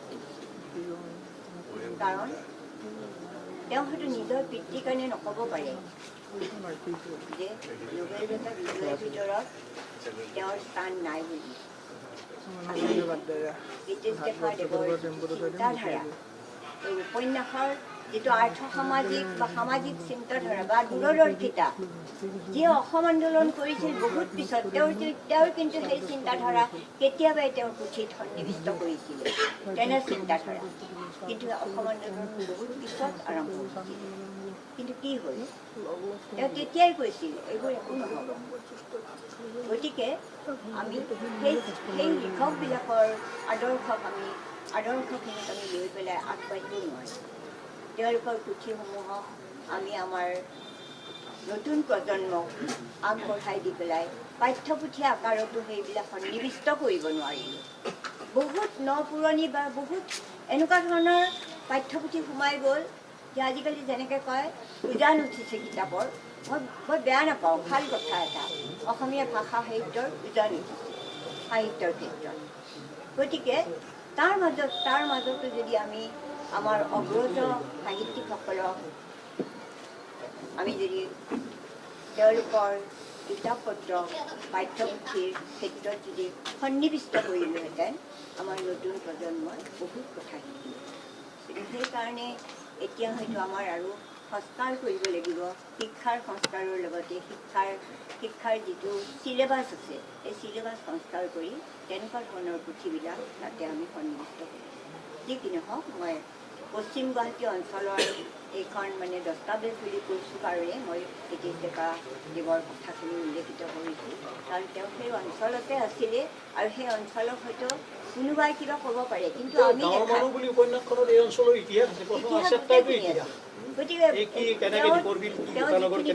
কেনেকুৱা ধৰণৰ মানে ছাত্ৰ ছাত্ৰীসকলক তেওঁ জালুকবাৰী হাইস্কুলত কেনেকৈ থাকি পেলাই সেই অঞ্চলৰ মানুহৰ লগত কেনেকৈ এটা সমন্বয়ৰ সৃষ্টি কৰিছিল সেই সমন্বয়ৰ পিছত যদি কোনোবাই এষাৰ মাত মাতে যে গাড়ীগাঁৱৰ মানুহ এনেকুৱা সাম্প্ৰদায়িক চিন্তাৰ মানুহ তেওঁ যিবিলাকে জানে তেওঁলোকৰ তেজ কিন্তু উতলি যায় গতিকে আমি এই সমন্বয়তা আপোনালোকে বহুত এই মানে যিখিনি এনকোড হৈছে পশ্চিম গুৱাহাটী অঞ্চলৰ মেক্সিমাম আছে যেন লাগে মোৰ গতিকে আমাৰ এই অঞ্চলৰ এটা ঐতিহ্য আছে এটা সাম্প্ৰদায়িক সমন্বয়ৰ এটা বতৰা আছে গতিকে এইখিনি আপোনালোকে যিহেতু এই মনোভাৱৰ সৃষ্টিশীল মনোভাৱৰ যিহেতু আপোনালোক এনেকুৱা কিছুমান আপোনালোকে মেছেজ সাহিত্যৰ মাজেৰে পঠিয়াব সেইকাৰণে কাৰণ এই পুথিখনৰ মাজে এই পুথিখনক সমালোচনা কৰক আপোনালোকে ইয়াৰ মাজতে এখন বুৰঞ্জী ওলাব পশ্চিম গুৱাহাটীৰ সুন্দৰ বুৰঞ্জী ওলাব আৰু আপোনালোকৰ বস্তু ইয়াতে সন্নিৱিষ্ট কৰিব মনৰ ভাৱখিনি গতিকে এইখন গতিকে এনেকুৱাকৈ যদি এটা এলেকাত যদি আমাৰ সাহিত্য সংস্কৃতি বা যিখিনি মানে লোক সংস্কৃতিখিনি উদ্ঘাটন হৈ পেলাই বুৰঞ্জী উদ্ধাৰ হ'ব পাৰে তেনেহ'লে আপোনালোকৰ আদৰ্শখিনি লীলা হাজৰিকাৰ এই আদৰ্শখিনি বেলেগ অঞ্চলৰ মানুহেও ল'ব আৰু তেওঁলোকৰ মাজত তেনেকুৱা স্থাপত্য ভাস্কৰ্য বা তেনেকুৱা ধৰণৰ লোক সংস্কৃতি বিষয়ক খাদ্য সম্ভাৰ ঔষধ বিষয়ক বা নানান ধৰণৰ বস্তু তেওঁলোকৰ গান বাজনা এনেকুৱা ধৰণৰ বহুত আছে সেইবিলাকক তেওঁলোকে এই আদৰ্শটো অৱগত কৰি তেওঁলোকে এনেকুৱা পুথি ৰচনা কৰে গতিকে এই ক্ষেত্ৰত মই লীলা হাজৰিকাৰ ধন্যবাদ আগবঢ়াইছোঁ যি কি নহওক আজি কিন্তু মোৰ ডাইৰেক্ট ধাৰ নহয় কিন্তু অসমৰ এজন স্বনামধন্য শিশু সাহিত্যিক জন্মদিন গতিকে তেওঁৰ বিষয়ে মই অকণমান কম খালি অকণমান কাৰণ তেওঁ শিশুৰ ওপৰত মনোবৈজ্ঞানিক চিন্তাধাৰা শিশুৰ ভিতৰত মনোবৈজ্ঞানিক চিন্তাৰ কথাটো আমি ক'বলৈ গ'লে কিন্তু আমাৰ কিছুমানে হাঁহিব যে শিশুৰ লগত মনোবৈজ্ঞানিক চিন্তাটো কিন্তু প্ৰথম হৈছিল আমাৰ চতুৰ্দশ শতিকাতেই লৱকুশৰ যুদ্ধ কিতাপখিনি তাৰপিছত কিন্তু শিশুৰ লগত মনোবৈজ্ঞানিক চিন্তাধাৰা শ্ৰীমন্ত শংকৰদেৱে বৈষ্ণৱ তেওঁ শিশুৰ যিখিনি শিশু সুলভক লৈ শিশু শৈশৱক লৈ শ্ৰীকৃষ্ণৰ যিখিনি তেওঁ পুথি ৰচনা কৰিছিলে শিশুৰ চিন্তাধাৰাক লৈ পেলাই শ্ৰীকৃষ্ণৰ মাহাত্ম্যক লৈ পেলাই শ্ৰীকৃষ্ণৰ চিৰশিশুৰ ৰূপ এটা আৰু এটা মানৱীয় ৰূপ দুইটা ৰূপক লৈ যি সাহিত্য ৰচনা কৰিছিলে সাহিত্য বুলি কৈছোঁ পুথি ধৰ্মীয় নহয় সাহিত্য বুলি ধৰক সেই সাহিত্য সেই যে কৰিছিল সেইখিনি কিন্তু তেওঁ আমি চাবলৈ গ'লে শিশু সাহিত্যৰ প্ৰথম প্ৰৱৰ্তক শিশুৰ মনোবৈজ্ঞানিক চিন্তাক ধৰি ৰখা প্ৰৱৰ্তক শ্ৰীমন্ত গতিকে আমি এই শিশু সাহিত্য তেতিয়াৰ পৰাই পাইছোঁ আৰু তাৰপিছতে যদি আমি পৃথিৱীৰ শিশু সাহিত্যৰ ওপৰত চাওঁ তেতিয়া এই অষ্টাদশ শতিকাতেই শিশু সাহিত্য কিন্তু আমি পাশ্চাত্য সাহিত্যৰ লগতে সন্নিৱিষ্ট হৈছোঁ পাশ্চাত্য সাহিত্যৰ পিছতেই যেতিয়া আমি দেখিবলৈ পাওঁ যে ভাৰতবৰ্ষত কিন্তু যেতিয়া বুদ্ধদেৱৰ জন্ম হৈছিলে বুদ্ধদেৱৰ যিখিনি আমি জাতক পাওঁ সেই জাতকবিলাকত কিন্তু শিশু সাহিত্যৰ আমি তাতে সংকলিত গ্ৰন্থ বা সাধুকথা বা এনেকুৱা ধৰণৰ পুথি গ্ৰন্থ তাৰপিছত আমি দেখিবলৈ পাওঁ যদি তেতিয়া অসমীয়া সাহিত্যৰ মাজতো কিন্তু পাশ্চাত্যৰ সেই প্ৰভাৱটো পৰিছিলে আৰু লাহে লাহে গৈ পেলাই সেই ভাৰতবৰ্ষৰ জাতকৰ নিচিনাকৈ বহুত সাধুকথাৰ পুথিও ৰচনা হৈছিলে আৰু সেয়া আমি ঊনবিংশ শতিকাত আহি পেলাই দেখিবলৈ পাওঁ যে অসমীয়া সাহিত্যটো কি হৈছিলে শিশু সাহিত্যৰ নানান ধৰণৰ পুথি ৰচনা হৈছিল বৈজ্ঞানিক চিন্তাধাৰাৰ বা সামাজিক চিন্তাধাৰাৰ বা মনোবৈজ্ঞানিক চিন্তাধাৰাৰ বা এনেকুৱা ধৰণৰ শিশুৰ মনক লৈ পেলাই শিশুৰ অস্থিৰতাক লৈ পেলাই শিশুৰ কৌতূহলক লৈ পেলাই এনেকুৱা ধৰণৰ পুথিবোৰ ৰচনা আৰু সেই পুথিবিলাকৰ মাজতেই লিখকৰ মাজতে নৱকান্ত বৰুৱা আৰু নৱকান্ত বৰুৱাদেৱে কি কৰিছিলে শিশুৰ মনক বুজি পেলাই তেওঁ সাহিত্যবোৰ ৰচনা কৰিছিল শিশুৰ যিখিনি চলন ফুৰণ তেওঁলোকৰ চিন্তাধাৰা আৰু সেই এটা সময়তেই যেন তেওঁলোকক পৰম্পৰাৰ ঐতিহ্য লোক সংস্কৃতিৰ পৰম্পৰা তেওঁলোকৰ মাজত যেন সুমুৱাই দিব পাৰে ঠিক সেনেকুৱা ধৰণৰহে পুথিবিলাক তেওঁলোকে শিয়ালিয়ে নাহিবই ৰাতি বা কমলা ঘৰ এনেকুৱা ধৰণৰ পুথিবোৰ তেওঁ ৰচনা কৰি শিশুৰ নানান ধৰণৰ চিন্তাধাৰা মানে শিশুৰ মনোবৈজ্ঞানিক চিন্তাধাৰা চিৰশিশুৰ ৰূপৰ চিন্তাধাৰা তাতে সন্নিৱিষ্ট কৰিছিল আৰু শিশুৱে সেইকাৰণে শিশুৰ সাহিত্যবিলাকক আমি যদি তেওঁৰ চাবলৈ যাওঁ তেনেহ'লে আমি দেখিবলৈ পাওঁ এটা হ'ল জ্ঞানমূলক সাহিত্য আৰু এটা হ'ল আনন্দমূলক সাহিত্য আনন্দমূলক সাহিত্যত শিশুৱে ভাল পোৱা নাচ গান এনেকুৱা ধৰণৰ পখিলা এটাক লৈ পেলাই বা বান্দৰ এটাক লৈ পেলাই এনেকুৱা ধৰণৰ সাহিত্য তেওঁ ৰচনা কৰিছিল শিশুৱে ভাল পোৱা গীতৰ মাজেৰে লিখিছিল আৰু কাব্যৰ মাজেৰে তেওঁ যিবিলাক মানে পুথি লিখিছিলে শিশু সাহিত্য লিখিছিলে কাব্যৰ মাজেৰে তাত ৰাইমছবিলাক আছিলে সেইবিলাক আওৰাই তেওঁলোকে শিকিছিল তেওঁলোকে নাজানে কিন্তু শিকি গৈছিল পিছত তেওঁলোকৰ সেইবিলাক ৰাইমছে কামত আহিছিল এইটোহে লিখিছিলে এনেকুৱা ধৰণৰ এই কবিতাটোত পাইছিল সেই কবিতাবোৰ আমাৰো এতিয়া মনত আছে সৰু পদ্যবিলাক মনত থাকে সেইবিলাক আদৰ্শমূলক পদ্য উপদেশমূলক পদ্য গতিকে তেওঁ সেইবোৰ লিখি পেলাই শিশুৰ মনোবৈজ্ঞানিক চিন্তাধাৰা তেতিয়াই তেওঁৰ কাব্যৰ তেওঁ কিতাপৰ মাজত মানে ধৰি দিলে। তাৰপিছত নৱন্ত বৰাই দেখিলে যে পিছত আৰু যেতিয়া পাশ্চাত্য সাহিত্যত বৈজ্ঞানিক চিন্তাধাৰাৰ বা নতুন আধুনিক চিন্তাধাৰাৰ বা সমাজত যিবিলাক মানে উপলব্ধি হৈছিল, সমাজত নতুন চিন্তাধাৰাৰে বৈজ্ঞানিক চিন্তাধাৰাৰ বস্তু বা যুদ্ধবিলাকৰ চিন্তাধাৰা বা সামাজিক নানান ধৰণৰ চিন্তাধাৰাৰ মাজতো পাশ্চাত্য সাহিত্যত শিশু সাহিত্যৰ সৃষ্টি হৈছিল। তেওঁলোকে সেইবিলাকো জানো। সেইকাৰণে আমি যদি চাওঁ পিছৰ আমাৰ 19বিংশ শতিকাত তেনেধৰণৰ বিষয়বস্তুক লৈ শিশু সাহিত্য ৰচনা কৰিছিল আৰু সেয়া নৱকান্ত বৰুৱায়ো ৰচনা কৰিছিল। সেইকাৰণে নৱকান্ত বৰুৱাই যি মানে তেওঁৰ শিশু সাহিত্যৰ মাজেৰে শিশুবিলাকৰ জ্ঞান হৈছিল। তেওঁ কৈছিলে ঘড়ীটোৱে কয় কি টিক টিক টিক আৰু সময় যায় ঠিক ঠিক ঠিক ঠিক। তাৰমানে চোৱা ঘড়ী মই কৈছোঁ সময় কিন্তু গৈ আছে তোমালোকৰ, সেইটো তেওঁ আদৰ্শ বুজাই দিছিলে। সেয়া মানে যে ঘড়ীটোৱে কিন্তু টিক টিক কৰি পেলাই সময় গৈ আছে, তোমালোক কাম এনেকৈ ডিচিপ্লিনত থকা এনেকুৱা ধৰণৰ মানে। আৰু খোৱা খাদ্যৰো কথাবোৰ তাৰমানে নৱকান্ত বৰুৱাই অকল যে তেওঁ কাব্যবিলাকৰ মাজেৰেই যে কবিতাবোৰ লিখি পেলাই মানে শিশু সাহিত্য লিখিছিল এনে নহয়, তেওঁ সচিত্ৰ পুথি আছিলে। তেওঁ দেখুৱাই দিছিলে এয়া নিমগছ, নিমৰ পাতটো দেখাই দিছিলে, এইটো খালি তিতা পাবা, এইটো বান্দৰ হয়, বান্দৰে এইটো কাম কৰে, দেখুৱাই দিছিলে। গতিকে তেওঁ সচিত্ৰ পুথিৰ মাজেৰেই মানে কি কৰিছিলে, শিশুবিলাকক বস্তুৰ চিনাকি কৰাই দিছিলে। পৰম্পৰাগত আমাৰ জীৱ জন্তু, আমাৰ খাদ্য প্ৰণালী বা তেনেকুৱা ধৰণৰ পৰ্বত পাহাৰ মানুহ এইবিলাকৰ সচিত্ৰৰ দ্বাৰা দিয়ে। কিন্তু ইয়াতে মই এটা কথা মন কৰিছোঁ, মোৰ কথা এই দেই, সচিত্ৰ পুথিৰ যিটো শিশু সাহিত্যৰ ক্ষেত্ৰৰ কথা সেইটো কিন্তু আমাৰ পঞ্চদশ শতিকাতে আছে। মহাপুৰুষ শংকৰদেৱে সচিত্ৰ ভাগৱত লিখিছিলে, সচিত্ৰ পুথি লিখিছিল। তাত কিন্তু ছবি আঁকি শিশু কৃষ্ণৰ তেওঁৰ কাৰুকাৰ্যবিলাক দেখুৱাই দিছিল। গতিকে আমি হয়তো শংকৰদেৱক সেই ক্ষেত্ৰত আনিব পৰা নাই, কোনেও কোৱা নাই যে শংকৰদেৱ এজন সচিত্ৰ পুথিৰ শিশু সাহিত্যিক। শিশু সাহিত্যিক এজন শ্ৰীকৃষ্ণৰ শিশু সাহিত্যৰ জন্ম বৃত্তান্তৰ পৰা তেওঁৰ খাদ্য, তেওঁৰ শক্তি বল ঐতিহ্য গোটেইবিলাক গোটেইবোৰ দেখুৱাইছিলে সচিত্ৰৰ মাজত। সচিত্ৰ পুথি লিখি শংকৰদেৱে সচিত্ৰ পুথিত লিখিছিলে। গতিকে তেখেতকো আমি সচিত্ৰ পুথিৰ ক্ষেত্ৰত শিশু সাহিত্যৰ সচিত্ৰ পুথিৰ ক্ষেত্ৰত আমি পায়নিয়ৰ বুলি ক'ব পাৰোঁ অসমীয়া শিশু সাহিত্যৰ ক্ষেত্ৰত, অসমীয়া সাহিত্যৰ বুৰঞ্জীৰ শিশু সাহিত্যৰ ক্ষেত্ৰত। গতিকে নৱকান্ত বৰুৱাদেৱে শিশুসকলৰ মনোবৈজ্ঞানিক চিন্তাটো তেওঁ কেনেকৈ লৈ যাব পাৰিছিল, তেওঁলোকক কেনেকৈ শুদ্ধ পথেৰে ভাল চৰিত্ৰৰ মাজেৰে অসমৰ পৰম্পৰাক তেওঁলোকে সৰুৰ পৰা কেনেকৈ শিকিব পাৰে, জানিব পাৰে, ছবিৰ আকাৰেও তেওঁলোকে পাঠ্যপুথিত সন্নিৱিষ্ট কৰিছিল। আৰু এনেকৈ তেওঁ কেইবাখনো মানে কাব্যপুথি লিখিছিলে।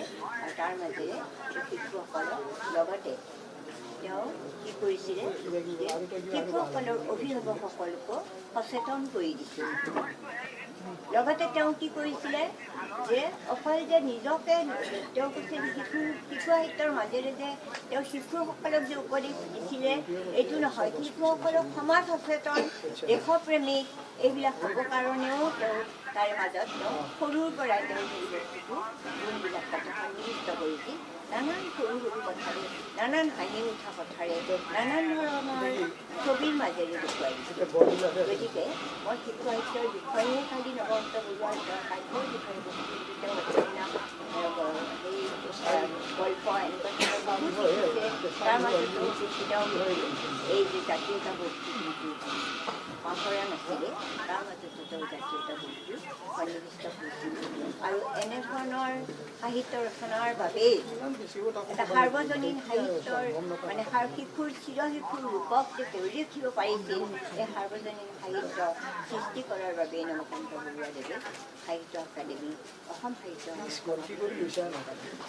গতিকে আজি তেখেতৰ জন্মদিনত তেখেতৰ কাৰ্যসূচী স্মৰণ কৰিছোঁ।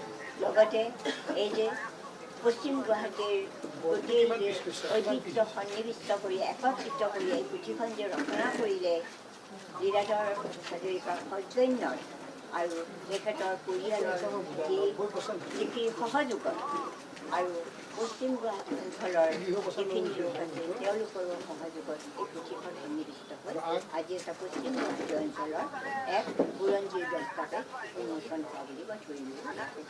ধন্যবাদ।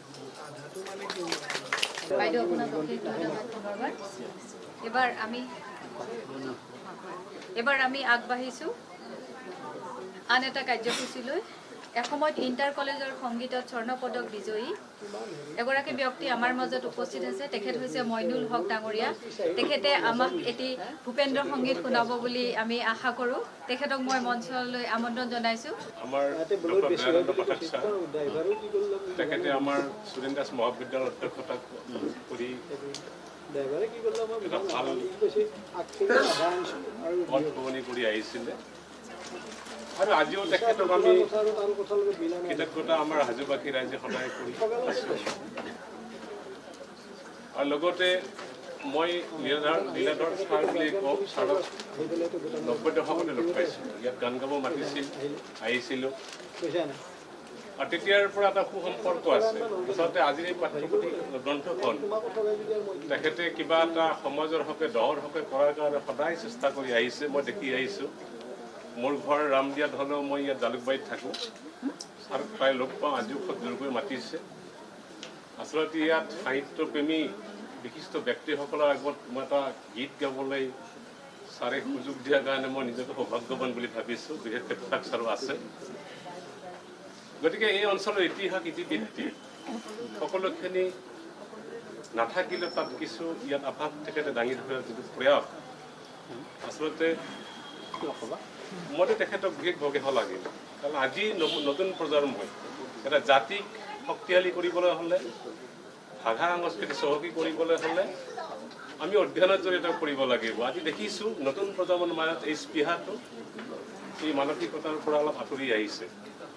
গতিকে আমি ঐক্যবদ্ধ হ'ব লাগে। অভিভাৱকবিলাকে আমাৰ ল'ৰা ছোৱালীক সকলোৱে পৰামৰ্শ দিব লাগে। মোবাইলৰ পৰিৱৰ্তে আমি সাহিত্য চৰ্চাৰ কাৰণে আগবাঢ়িব লাগে। গতিকে মই বিশেষ নকওঁ, দীঘলীয়া হৈছে, সময় নাই। গতিকে মই সাহিত্যৰ লগত জড়িত থকা ডক্টৰ ভূপেন হাজৰিকাদেৱে কণ্ঠদান কৰা এটি গীতক অকণমান গাইছোঁ। ফুলকুটিবাই মাৰ্জনা বিচাৰিছোঁ। তুমি অসমীয়া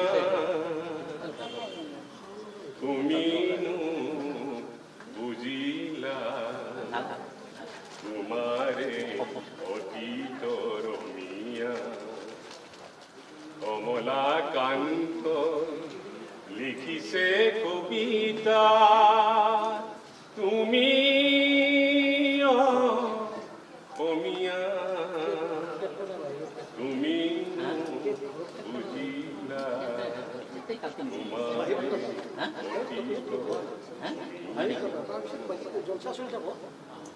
অতীতৰ গুণ কিয়নো পাহৰা মিছা বৰণে নিজক কিয় সজোৱা আজি যদি তুমি নিজকে নিচিনা পুৰণি পুৰুষৰ গৰিমাক পাহৰা অকালি নিজক হেৰুৱাবা অকালি নিজক হেৰুৱাবা অসমীয়া হবা তুমি নিচলা পুৰণি কুঁৱৰী চোৱা অসমীয়া পুৰণি কুঁৱৰী চোৱা শংকৰে দিছে নামৰ কঠীয়া অসমীয়া হবা বুলি ৰখীয়া আজি দেখো শংকৰৰ মহিমা পিছে দেখো শংকৰৰ মহিমা আজিৰ অসমীয়াই কোন পূজা কিহৰে ৰাগিনী পালা অসমীয়া কিহৰে ৰাগিনী পালা